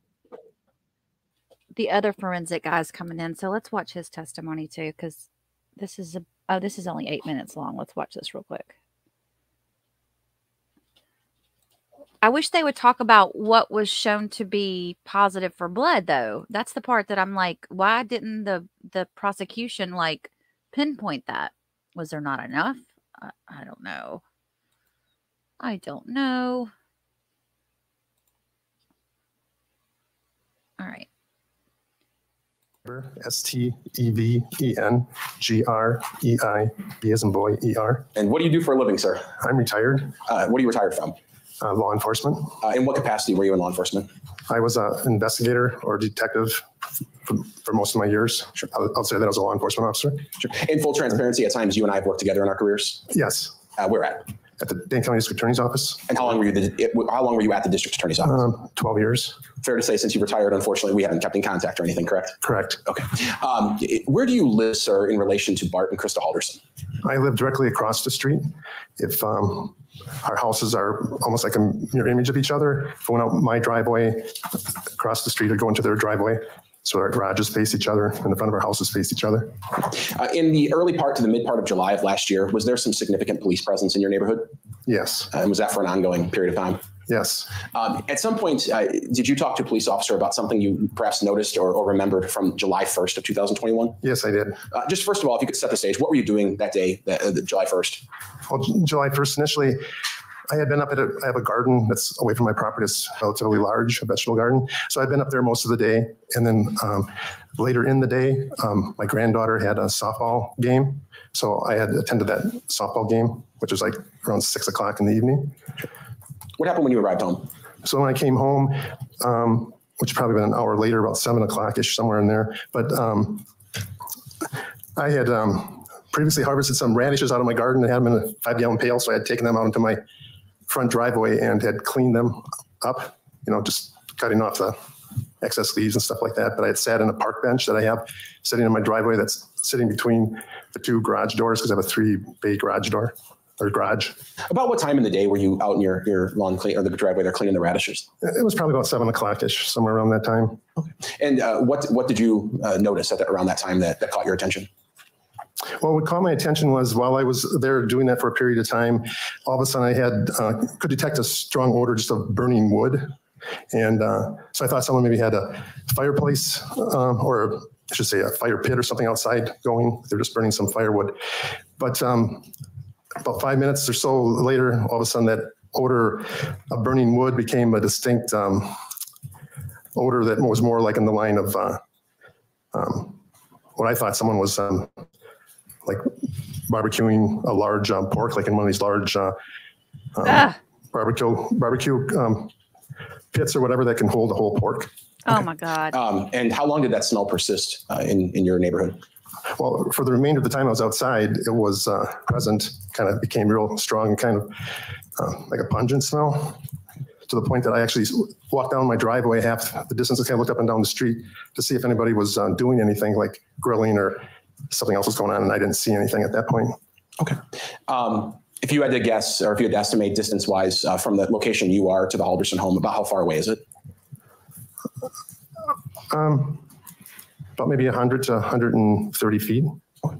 And you have that observation that day. You're not here to say exactly what that smell was, right? Other than it smelled to me like, yeah, it was something burning of a meat or fats or something. Oh. Thank you. No further questions. Cross-examination. No, thank you. May this witness be released and excused. Amen. Thank you so much, sir. Thank Have a good remainder of your day. All right, hang on. Oh, shoot. Hang on. Sorry, guys. Hang on. Windsor? Okay. Did you know someone named Bart Halderson?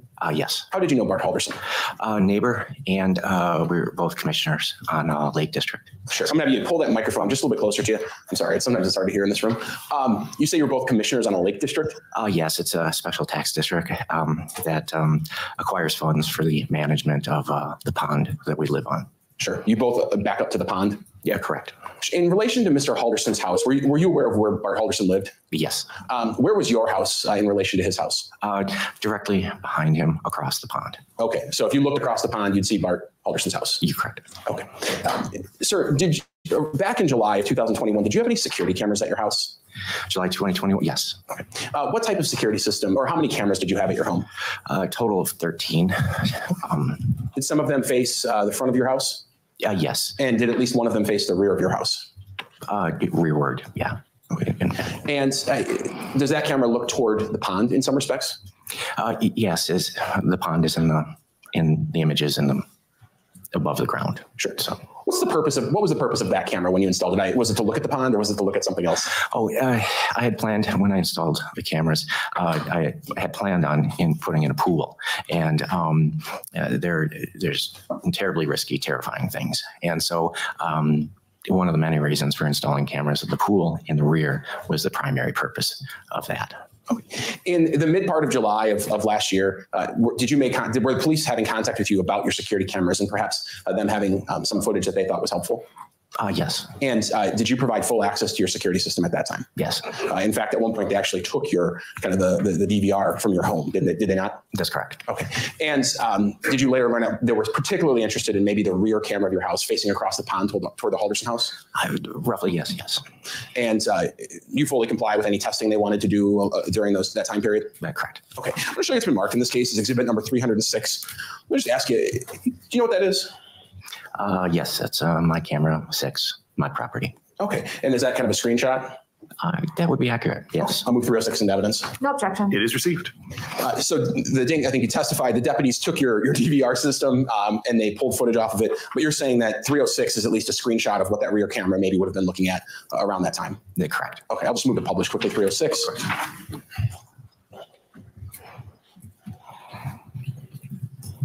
The fireplace. And you said you were planning to build a pool. Looks like you followed through with that, right? Amazingly, yes. Okay. You had no further part in analyzing the video or doing anything like that. That was the sheriff's deputies, right? Yes. Okay. Yeah. All right. And did they return your DVR to you eventually? Correct. Okay. Thank you. No further questions. Cross-examination. No, thank you. May this witness be excused and released? He may. Thank you so much, sir. Have a good remainder of your day. Thank you. They're not going to State show your it. name for the record. Good morning. My name is Scott Kuntz, spelled Kuntz. And what do you do for a living, sir? I'm a sheriff's deputy with the Dane County Sheriff's Office in Madison. Any particular area? Yeah, I work in our support services division. And in the support services division, I have a number of duties assigned to me. I conduct covert surveillance when we are looking for criminal suspects and their activities. I collect video evidence, audio evidence, image evidence. I participate in search warrants, not only of physical locations, but of devices looking for information. And I perform forensic image, audio, and video analysis. Highlighting specifically forensic image and audio analysis, what specific training do you have in that field of study? So in forensic video analysis, specifically, I've got over 1,400 hours of education and continuing education over the course of my career. I am a LEVA, that's L-E-V-A, Law Enforcement and Emergency Services Video Association International Certified Forensic Video Analyst. And that's a certification that is an earned certification through proficiency testing and education and an examination by a board of examiners of the work that I've conducted. I'm also certified by the International Association for Identification as a forensic video examiner. That is an earned certification that is achieved through Oops, sorry. Successful completion of a technology examination. If you pass that, then you qualify for a practical examination where you're given media to examine and solve problems with that media. I have received certification through NATIA, N-A-T-I-A, that's the National Technical Investigators Association, as a technical investigator. And that is a certification that is earned through examination for your understanding of engineering and electronics as it relates to surveillance. Are you at any point called upon to teach in these areas of expertise? Yes, I am. Tell us a little bit about that. So LEVA is the organization through which I've earned most of my training. And over the time, they have invited me to be a contract instructor for them. So to date, I have over 2,000 hours of instruction around the world for them. I've been fortunate enough to teach across the United States to law enforcement, to crime lab personnel, private investigators, attorneys throughout Canada, Hong Kong, Singapore, Sweden, Oman, the UK. Okay, we get it. There's been a lot of teaching opportunities for that. I've also been given the opportunity to guest lecture at UW Platteville, at Gateway Technical College in Kenosha, Blackhawk Technical College in Janesville, the National Forensic Academy at the University of Tennessee, and Marshall University in West Virginia. I have taught forensic video analysis and ethics courses at Madison College. I think it was about 7 years. And I've taught a video evidence course at Fox Valley Technical College in Appleton, Wisconsin. Aside from, and putting this case aside and what you did in this investigation, what types of video problems that do law enforcement have where maybe your expertise is called upon to help them solve? And I guess the better question is, what types of things would you get involved in to help maybe detectives or beat cops solve something they have with a video problem? So the discipline that I'm trained in and that I perform is forensic video analysis.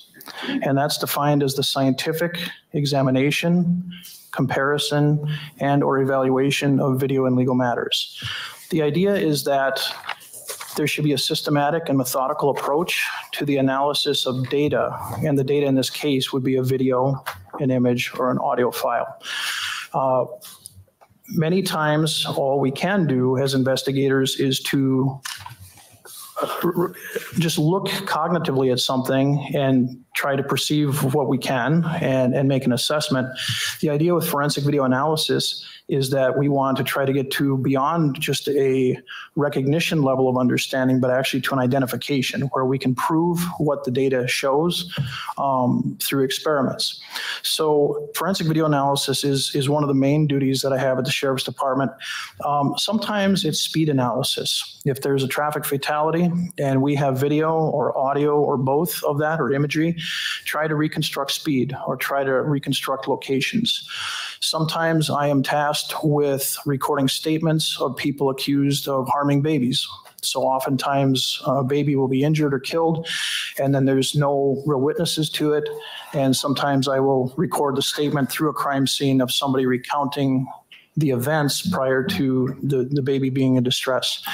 I video record homicide scenes. So in this case, I recorded the homicide scene. I conduct surveillance. I will sometimes do height analysis. So for bank robberies, serious cases, sometimes the question being asked is, how tall is this person? Can we possibly eliminate them as a suspect based on their perceived height? We can perceive height, but we also want to try to prove height, and that can be done in many instances with video. Reconstruction and recreation of events. I've done that a number of times in my career where we will try to recreate events. Today I'll talk a bit about some recreation through a process called reverse projection, where recently I worked a case where the question was, where was this camera when it took this video? And so it was an hours-long process of trying to locate in three-dimensional space where that camera was when it took the images that were involved in that investigation. And you're wearing a badge, so I'll ask you, are you, in addition to all of that, are you also a sworn law enforcement officer? Yes, I've been a sheriff's deputy for 28 years. Okay. Showing you what's been marked in this case is exhibit number 307. Can you tell us what that is? This is my curriculum vitae. And approximately how many pages is this? Oh, I don't know, 25 pages. All right. And is that a summary of your training experience and perhaps some of your education as well? It is. All right, I'll move 307 into evidence. No objection. It is received. Is this it? This is the in this image? specific case, at some point were you asked to become involved regarding a video of a homeowner named Colin Lynch who lived on Bridgman Road, perhaps behind the Halderson residence, who had a video facing the rear of his property? I was. And did you talk to Mr. Lynch? I did several times. And initially, were you able to obtain that video from him? I was. How so? Initially, a copy of the video was provided me by Dane County Deputy Sheriff Michael Wilk. And as I was looking at the video, trying to assess what we had, what we didn't have, what the limitations were with the evidence that we had received, one of the questions that I often ask, especially in very serious cases such as this one, is do we have the purest form, the best evidence possible from that recorder, that DVR, called a digital video recorder. And so initially I worked with the copy that had been given to me. And then eventually I was able to get the video in a couple different formats from that DVR, and I could make an assessment in the laboratory if I had the purest form of what was there. Sure. And we're going to look at your report, and I know there's a PowerPoint, and we're going to see some video here in a second. But before we do that, I want to ask you, at the time you were performing this work, were you involved in other aspects of the investigation into the deaths of Bart and Krista Halderson? Yes, I was. And just to summarize for the jury so they know maybe what was in your mind while performing some of this work, what you knew around the time that you started performing this work about the investigation. When the events unfolded at the Halderson residence, I was out of town on personal business. And I believe it was on July 9th, I was contacted by my supervisor. He was then a lieutenant. His name was Matthew Carls, K-A-R-L-S. And he informed me that the Haldersons had disappeared initially, and that it was turning into a homicide investigation. And I had also noticed that while I was out of town, just checking news headlines online.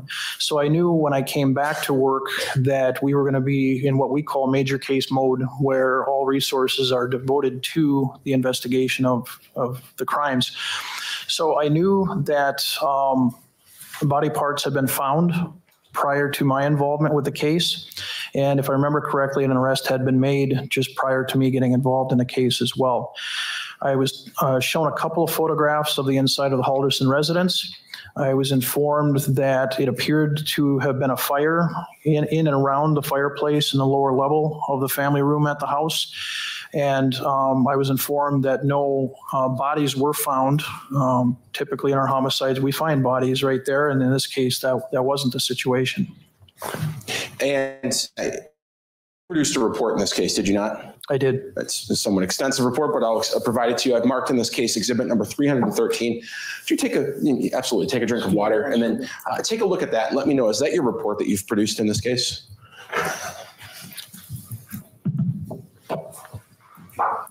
Yes, this is my report. Approximately how many pages is that? I'll set something up for you guys, Chaz. When printed, this report is 36 pages. And does that summarize your findings into this investigation? Yes, it does. All right. I'll move 313 into evidence. No objection. It is received. And I'll show you 308. What does that appear to be? This is a thumb drive, and it's labeled Kuhn's Light Analysis PowerPoint. And if you produced a PowerPoint in this case to display to the jury, perhaps what's in your report in a more easy to understand fashion. Yes, I did. All right. I'll move 308 into evidence. No objection. It is received. I'll move to publish. You may. So as we're queuing this up, I have a couple questions for you.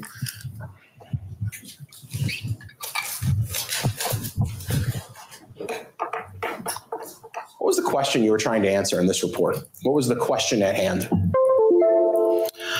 When I initially got briefed on this case upon my return to Madison, I made contact with Deputy Sheriff Mike Wilk.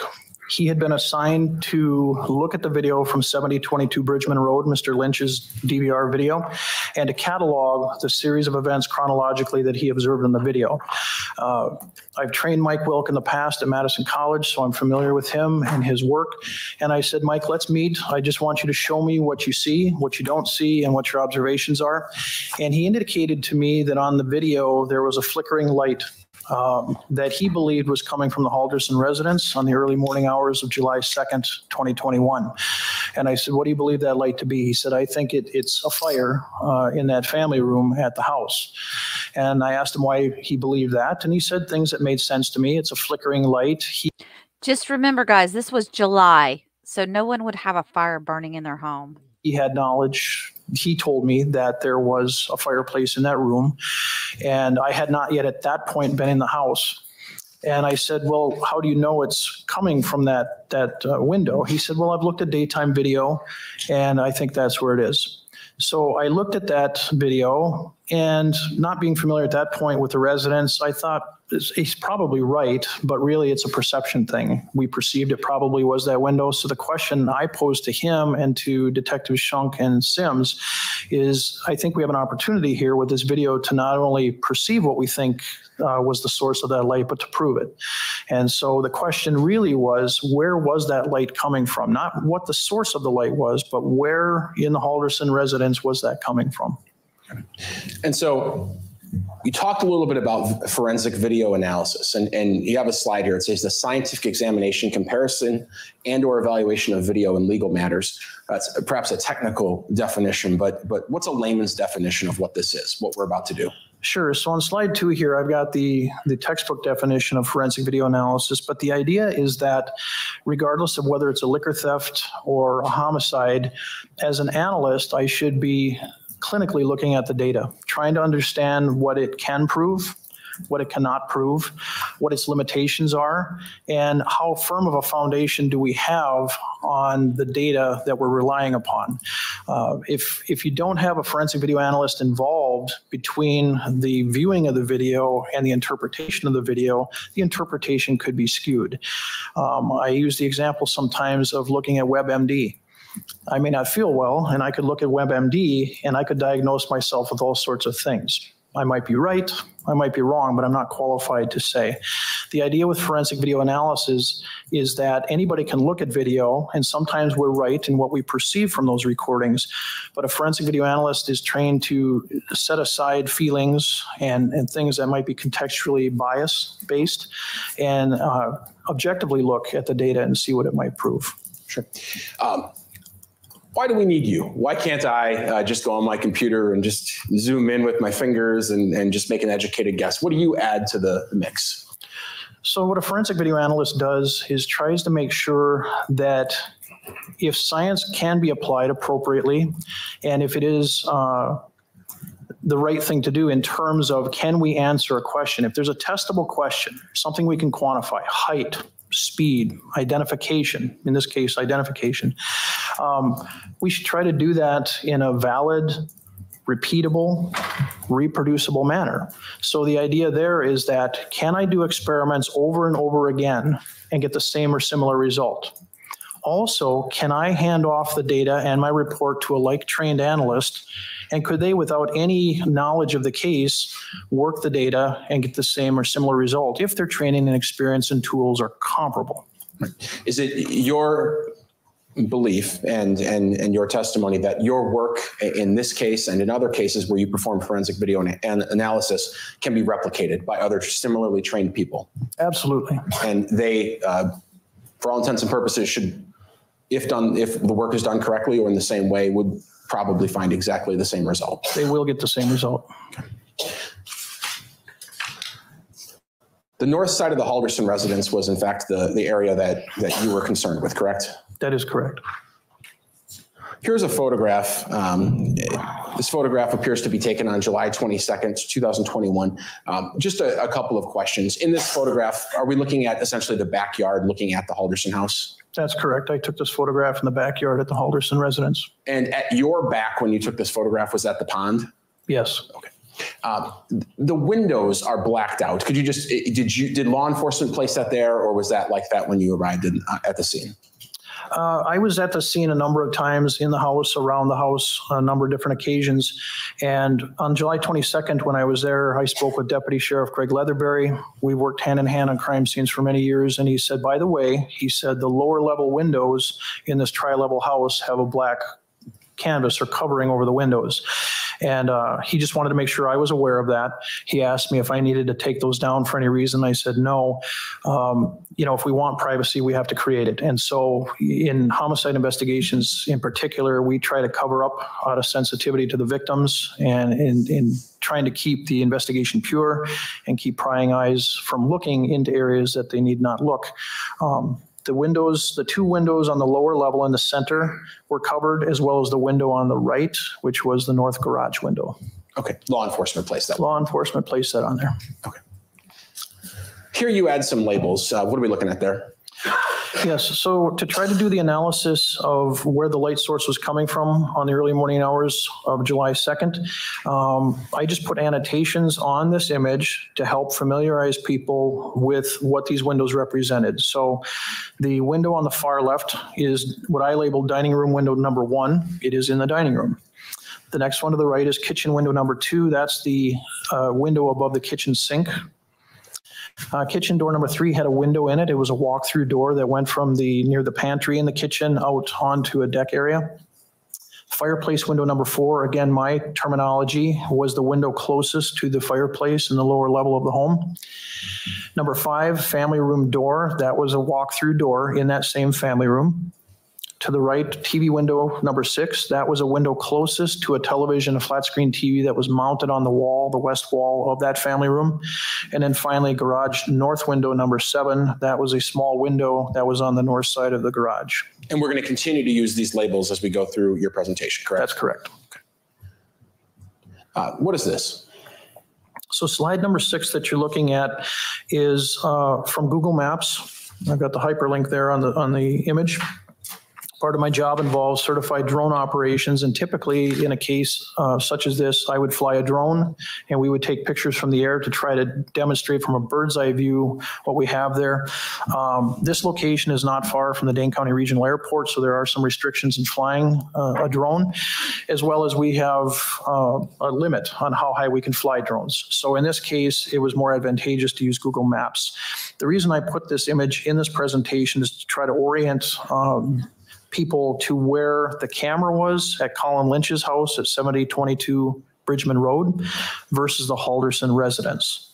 So on the lower right, I've indicated camera location at 7022 Bridgman Road. Oh, that's the good. camera was located on the underside of a decking structure.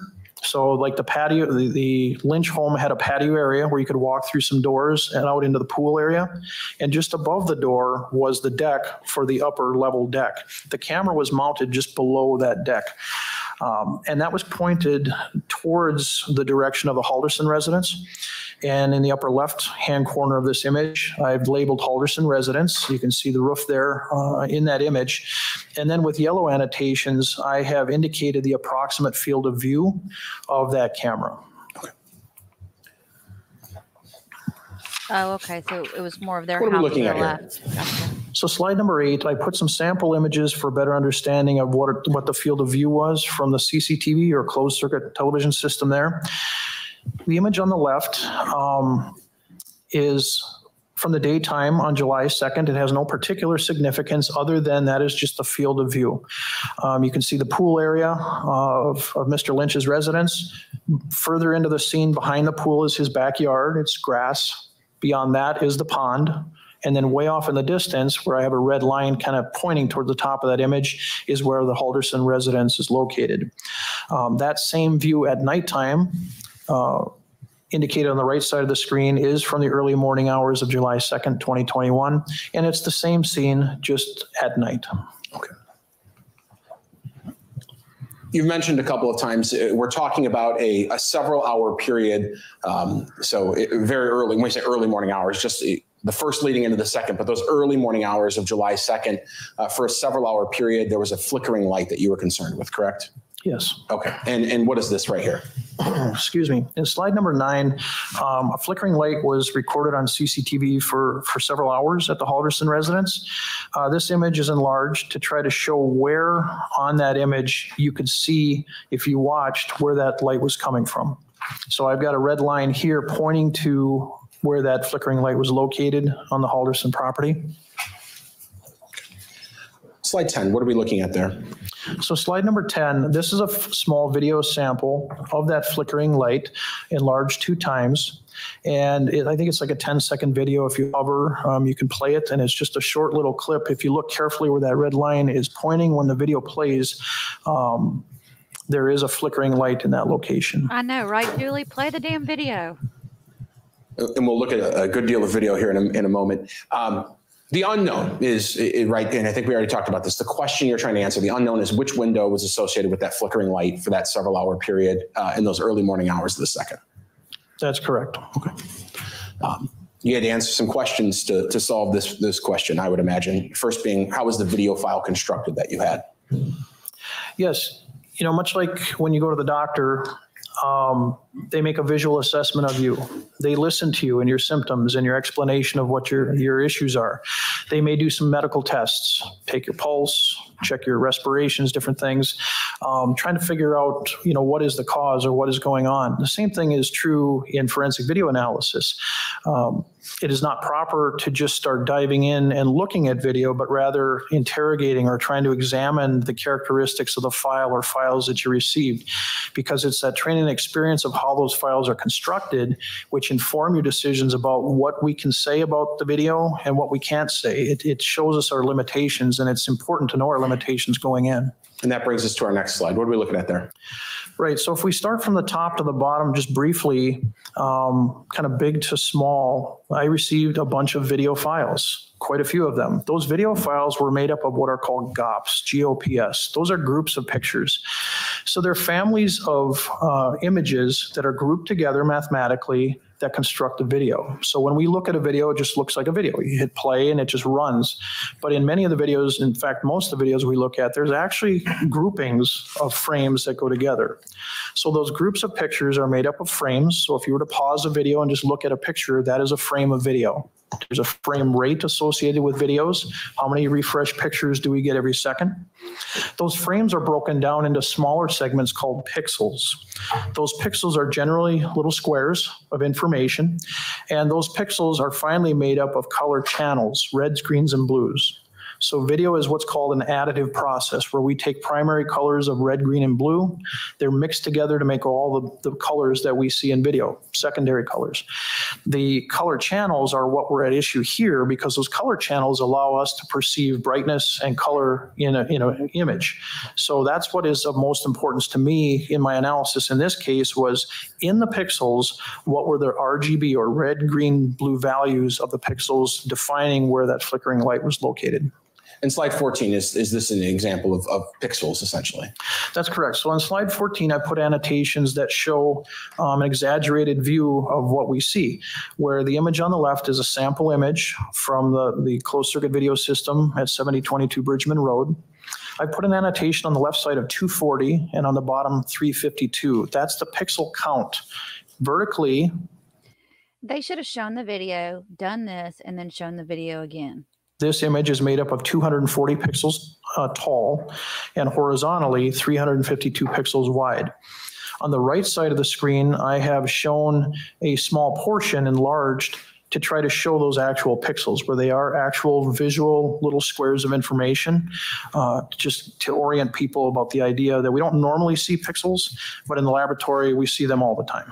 Got it. And just because it's come up here and it's going to continue to come up, there's a giant white line across the screen there in that major picture, or that larger picture. What is that? Yes, in this image, there is a support beam that holds up the decking structure of the second floor patio at the Lynch residence. And obviously that was right in front of the camera. We see that illuminated here because the camera itself has what's called near infrared capability. It's got illuminators or LEDs around the lens so that at night you can see in what's an otherwise dark environment. You wouldn't see much with your eyes, but the camera can see differently than your eyes can see. And so we see that reflected here, not only off the ground in the foreground, but also off of that beam. Okay. So when we talk about pixels, the pixels, you pull out an example there. That example has no significance other than you just pulled that one out, right? Correct. Okay. Can you identify, or is there a process for identifying where those pixels are on a video that you're looking at? Yes, there are. So, and I'll move to the next slide, 15. Yeah, so slide 15, I put a couple examples in here just to try to illustrate. I like to think of it this way. When we used to hold paper maps and you're trying to find a street or you're trying to find a city, you'd look in the alphabetical listing, where is East Washington Avenue? You find it, and it would say L6. You follow down a grid of letters, follow over a grid of numbers, kind of an XY coordinate thing, and then you'd find where you're looking. The same way here. So the way video is structured, the pixels always start with the location of 0. So in the upper left-hand corner in this example, that pixel in the upper left-hand corner would be X position 0, Y position 0, 0, 0. That is its location in two-dimensional space. Got it. And so if we look at the next slide, perhaps the different corner. Yeah, so the second example here I made in slide 16 is the opposite. The lower right-hand corner, it's at its maximum X value. It's all the way to the right. It's at its maximum Y value all the way at the bottom. So we would have an X, Y coordinate of 351, 239. And again, those numbers are one less than the total width and height of that image because we start counting at 0 instead of 1. So these pixels essentially can be placed on a graph. But it's just ridiculous. Absolutely. I mean, come on, just play So the question becomes then, the flickering window, what are the XY coordinates of that, correct? That's what was of concern, yes. Okay, I'm going to fast forward this, you guys. There's still, look, how many more minutes in and they're still talking about all this? Reverse project. Oh, my word. 10 minutes further. Scene we want to record. The noise is generated it is a small little thing, by though. the Look how image small it is. sensor in the camera, the circuitry in the camera. Noise can be generated by the compression process in the digital video recorder. Cumulatively, all these things become visual problems for us to try to see clearly. What frame averaging does for us is instead of just stopping the video on one frame and taking a look and making an assessment, what we do is we take subsequent frames and we mathematically average them together. That's correct. Okay. Okay, show the video. So at that point, you know it's there, same as before, of the original image, the sample image from the test. Okay, I The see what they're coordinates we've been saying. looking at and the coordinates you were able to obtain from your experiments. You laid those on a graph as well.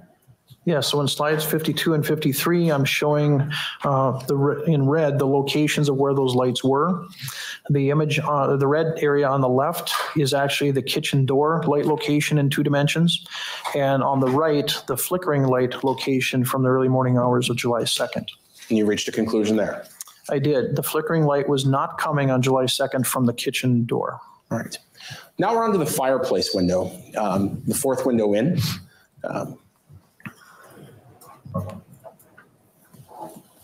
Here on the left, the original frame average of the original image from the Lynch house in the early morning hours of the 2nd. On the right, your experiment with Deputy Wilk moving that light around, correct? Correct.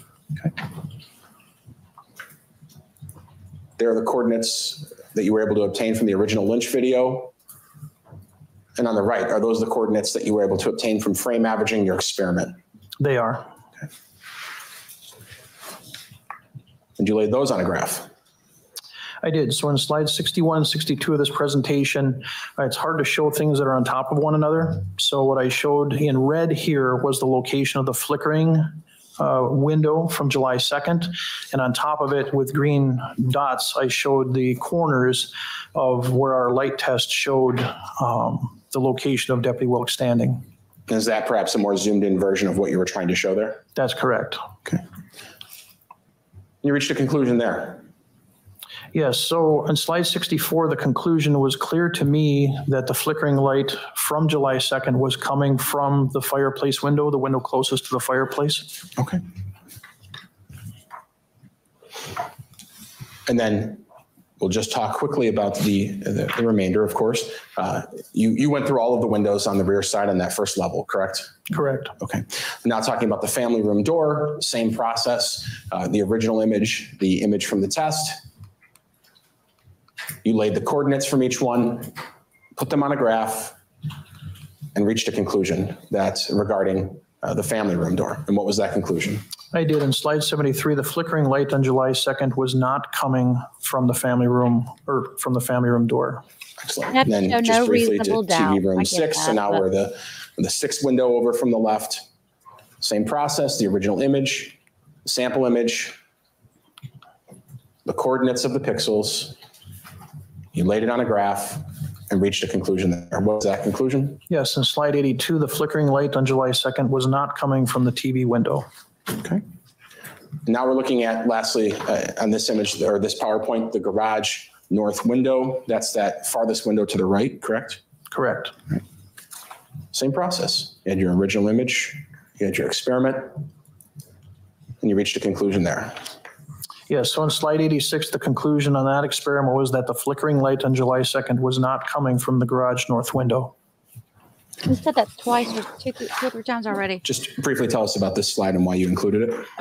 So in slide 87, this is image 80,389 from the crime scene video that I recorded throughout the scene.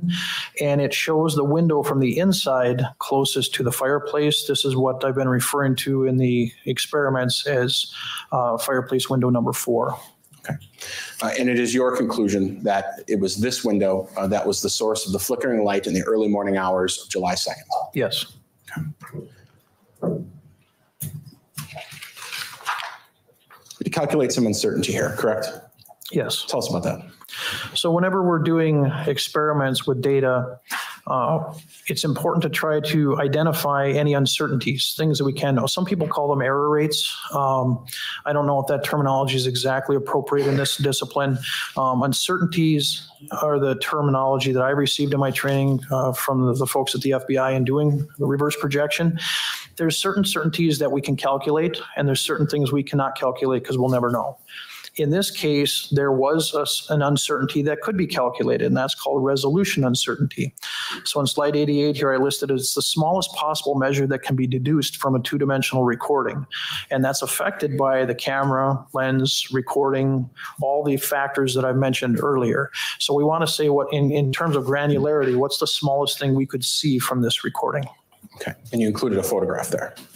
Yes, so in slide 89, I've annotated the dimensions of the windows that I took with a Stanley tape measure when I was in the Halderson's backyard to have an idea of what is the actual measurement of those windows versus the perceived measurement in terms of pixels on the recording. And you calculated some uncertainty there. Yes, so here I've put side by side the same window, fireplace window 4. On the left, the height was 49 inches tall. On video, on the right, it was 4 pixels tall. And likewise, the horizontal measurement on the left, 72 inches wide was that window. On video, it was 6 pixels wide. So if we do the mathematics on it, on the next slide here, it'll show if we divide 72 inches wide by 6 pixels wide, we end up with 12 inches per pixel horizontally. So every time we saw one of those little squares in video, it represented a measurement of approximately 12 inches. So we wouldn't see a little tiny detail like you would if you took a selfie or you had a camera up close. 12 inches horizontal, and vertically, mathematically, it came out to 12.25 inches. So anything smaller than that, we just can't tell from that distance. Okay. So after calculating the uncertainty and looking into all the variables and all of your work based on your training and experience, is it your testimony that, in fact, fireplace window 4 was the source of the light in the early morning hours of July 2nd? Yes, it is. All right. You might want to take a drink of water. I'm just going to ask to approach the judge here for 1 second. 3 minutes, 4-0. We've been here an hour. If you're okay for the next 40 minutes, we'll go ahead and proceed forward. If anybody needs the break now, we'll take it. Does anybody need to break now, or can we go forward? Let's go forward. Thank you very much. Go ahead. Hey, you're okay, sir? I'm fine, thank you. No, that's you, I guess. Sorry. Sorry. After essentially concluding in this case that fireplace window 4 was the source of the flickering light, you were actually asked to look at the video itself and do some work on the video to put it in a more presentable fashion of those early morning hours of July 2nd. Yes. What did you do?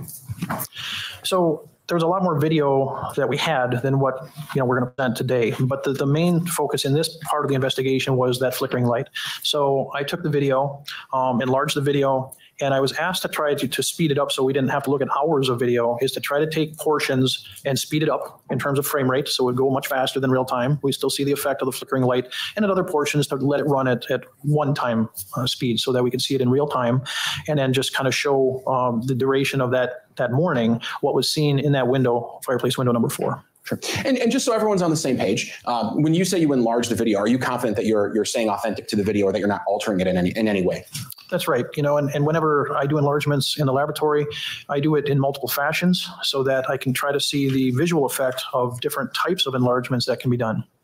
Okay. I'm showing what's been marked in this case as exhibit number 315. At least from the labels on this, does this appear to be the video presentation that you put together regarding the early morning hours of July 2nd at the Halderson home in that flickering window? It does. All right, I'll move 315 into evidence and ask to publish it.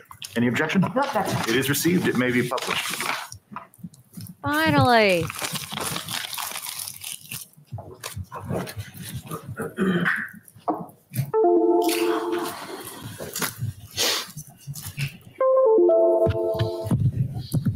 And while the detective is queuing that up, The video's, I think, 35, 40 minutes long, around there. I think so, yes. Okay.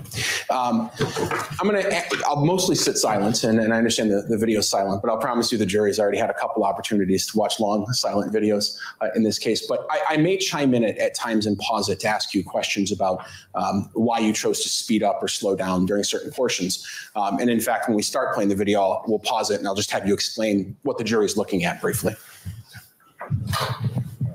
Attorney Brown. Sorry about that, everyone. Before we get going with the video, Deputy Kuntz, the PowerPoint we just looked at, has it been printed off, and is that Exhibit 309? It is. And does that appear to be the entire PowerPoint? It does. Okay, I'll move 309 into evidence. No objection. It is received. They're really leading up to this one, aren't they? So as I said before, we're going to now begin playing the video. It's a little over 35 minutes long. Again, just putting everyone in the right mindset, we're talking about the early morning hours of July 2nd. And in fact, there'll be a timestamp on this, correct? That is correct. All right, we'll begin playing. And as it's playing, what is the number in the bottom left corner that's moving rapidly? So in the lower left corner, I added frame numbers. So each frame has an individual number. And there you've labeled the windows? That is correct. And obviously, we've talked before, but you've identified the flickering light as being that number 4 fireplace window? That is correct.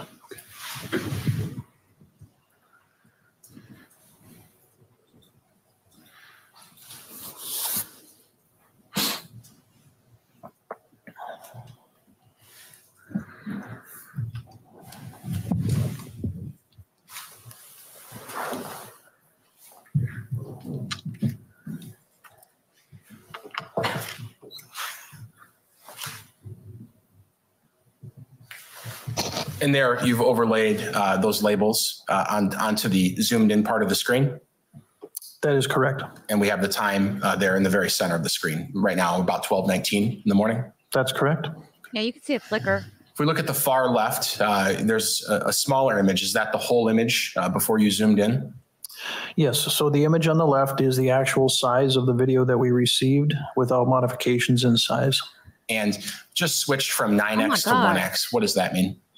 So I was asked by Detective Sims in preparation for trial to take portions of the flickering light throughout the evening and run it faster than real time, just in the interest of the court's time.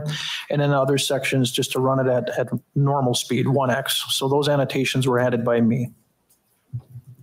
It's like the dang house is on fire on the inside.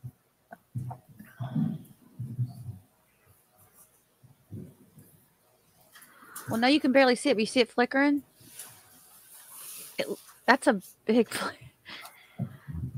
that's a lot. A light. I mean, doesn't it seem like it?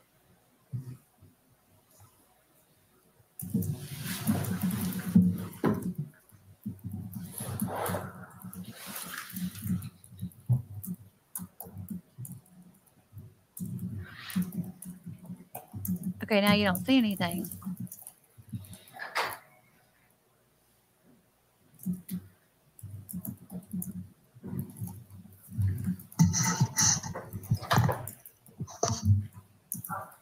Oh, crap.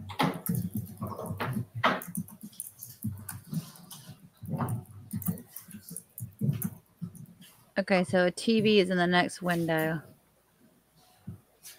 Or on the other side of the window.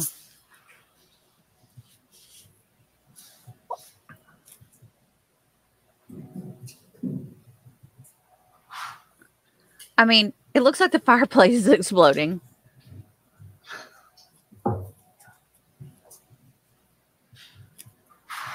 Hey, Angst.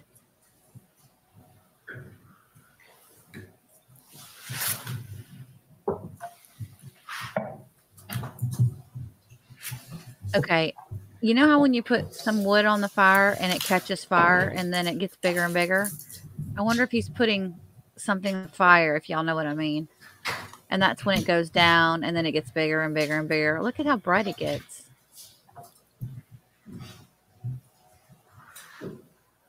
And again, this is in July.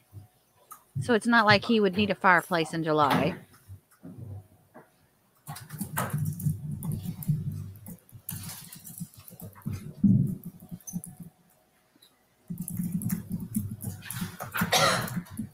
Yeah, you can tell it's not. I mean, they could say it's a TV, but they've actually, the way they've done this, there's no way to say that, no, that's not the TV. I get what they did, why they presented it the way they did.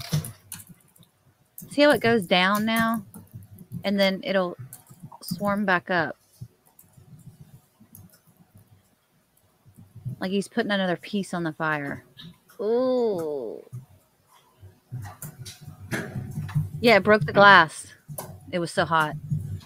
And it burned some of the painting, metal painting around the fireproof painting around the fireplace.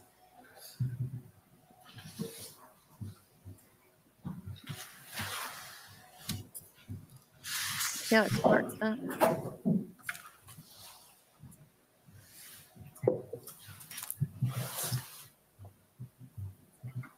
Cher, sometimes my comments get kicked out too. So I think it's, I don't know if it's this, if it's because of our connection or what.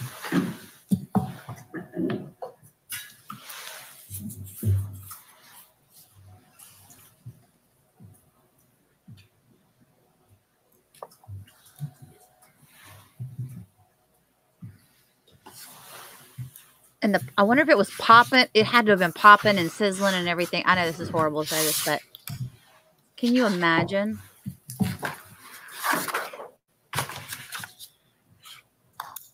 That's right. He had a fan. They had several fans in the house.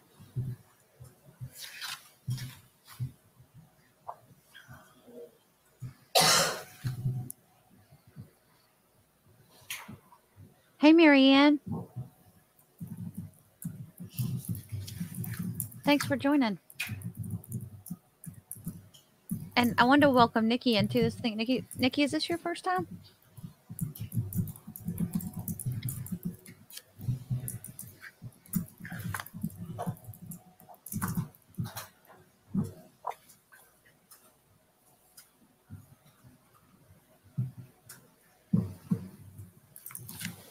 You're getting an ad every 10 minutes? What? No, you shouldn't be getting an ad every 10 minutes. It's probably why my stream's not doing well. I've got to fix that.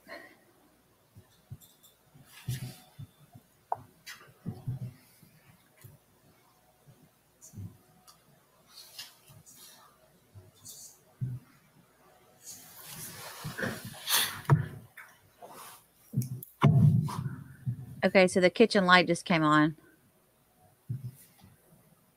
real quick and then went back off again.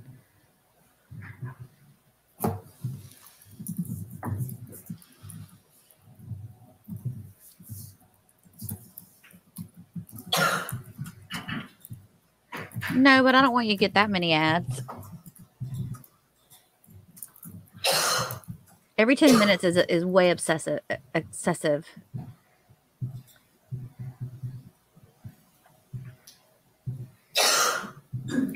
Okay, looks like he's putting more on the fire now. It's starting to blare up again.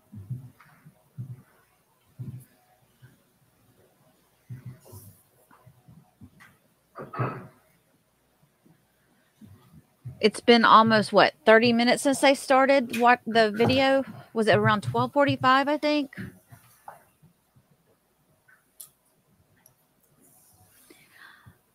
Yeah, I know, but I still, like some people don't like that, so I really need to get it to where it's not upsetting people.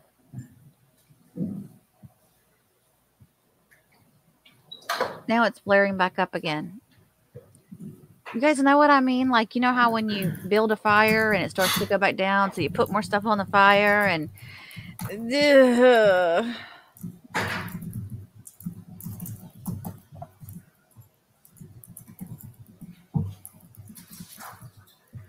Look how big it gets. Not that it's... And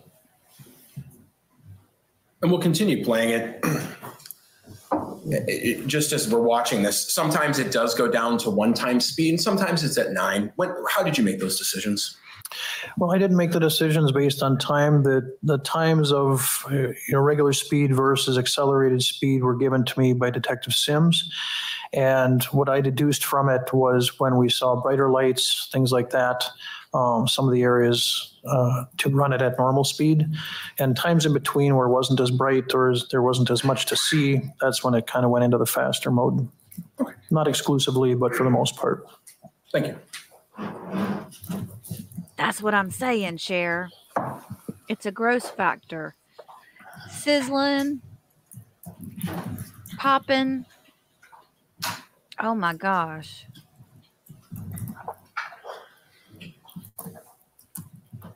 I mean, it is very interesting how they do this. But I get why they did what they did now with all the explanations.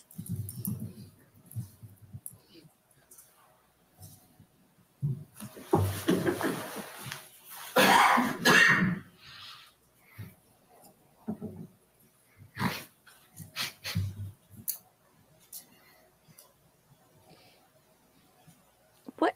I mean, he is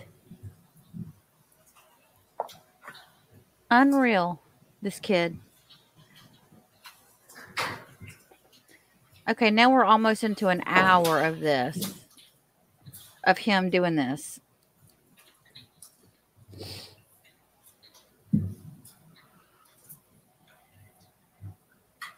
Oh, what comes over somebody? It's gotta be, they gotta be like possessed or something by the devil, I swear.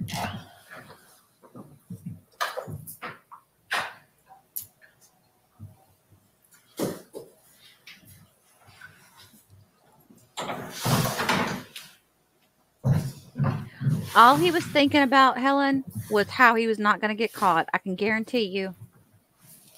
I don't think he planned it. I don't think he planned it at all.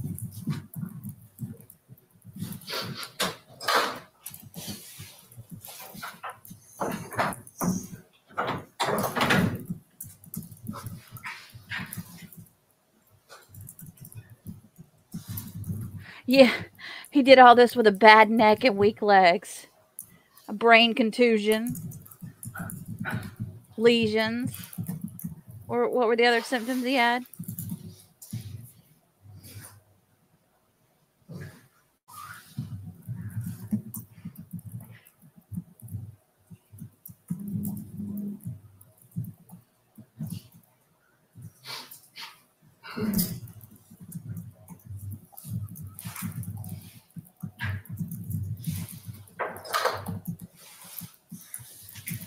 So you're saying he had to use an accelerant?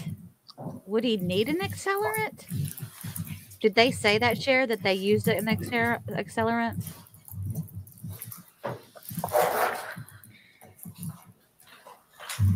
He was faint and dizzy. Yeah. Now he's been doing this for over an hour now.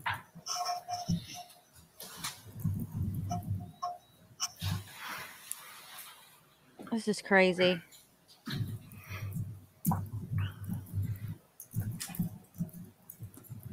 I'm surprised he didn't blow the whole damn house up.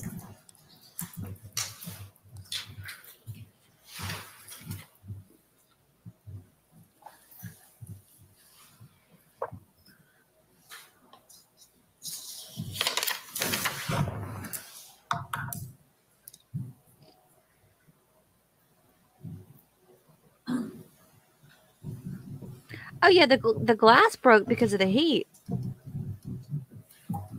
Oh, that's right, JPC. He said he had a brain bleed. Now, if he really did have all that brain stuff going on, if he really did, now we know he didn't, but if he did, then he could have easily said that that's what made him do it. But there's no doctors to back up what he's saying. It's all a lie, so.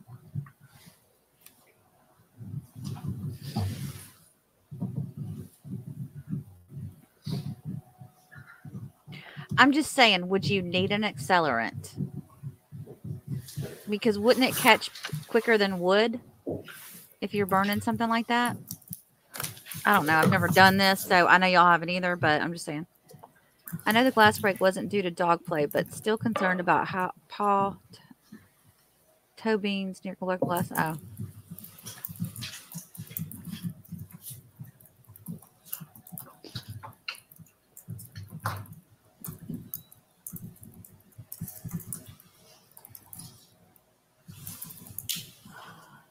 Okay, do y'all get the point? Do y'all want me to stop playing it now? Are we good? Have y'all seen it enough? Ooh, it gets brighter right here. Let's see how long this video is. I think he said to 4 something.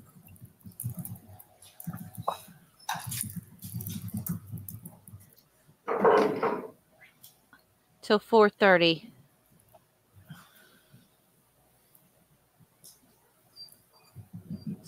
Oh my God.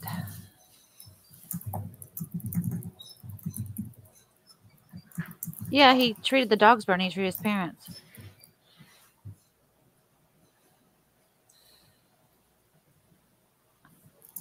So he did this from 1:45. Oh, no, I'm sorry, 12:45 to 4:40. 4 hours he did this.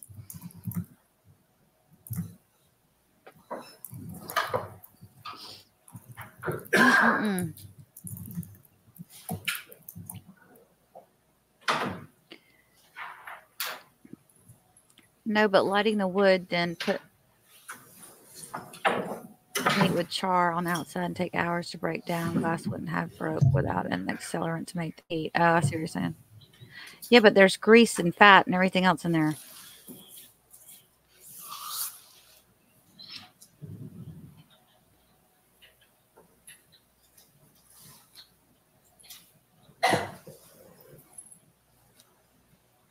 I know. I'm going to go ahead and pull it. We're going to go ahead and cut the live for the day, y'all.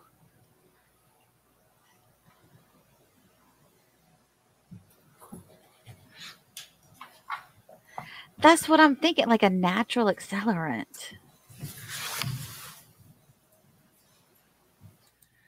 Oh my gosh. This kid is unfreaking believable.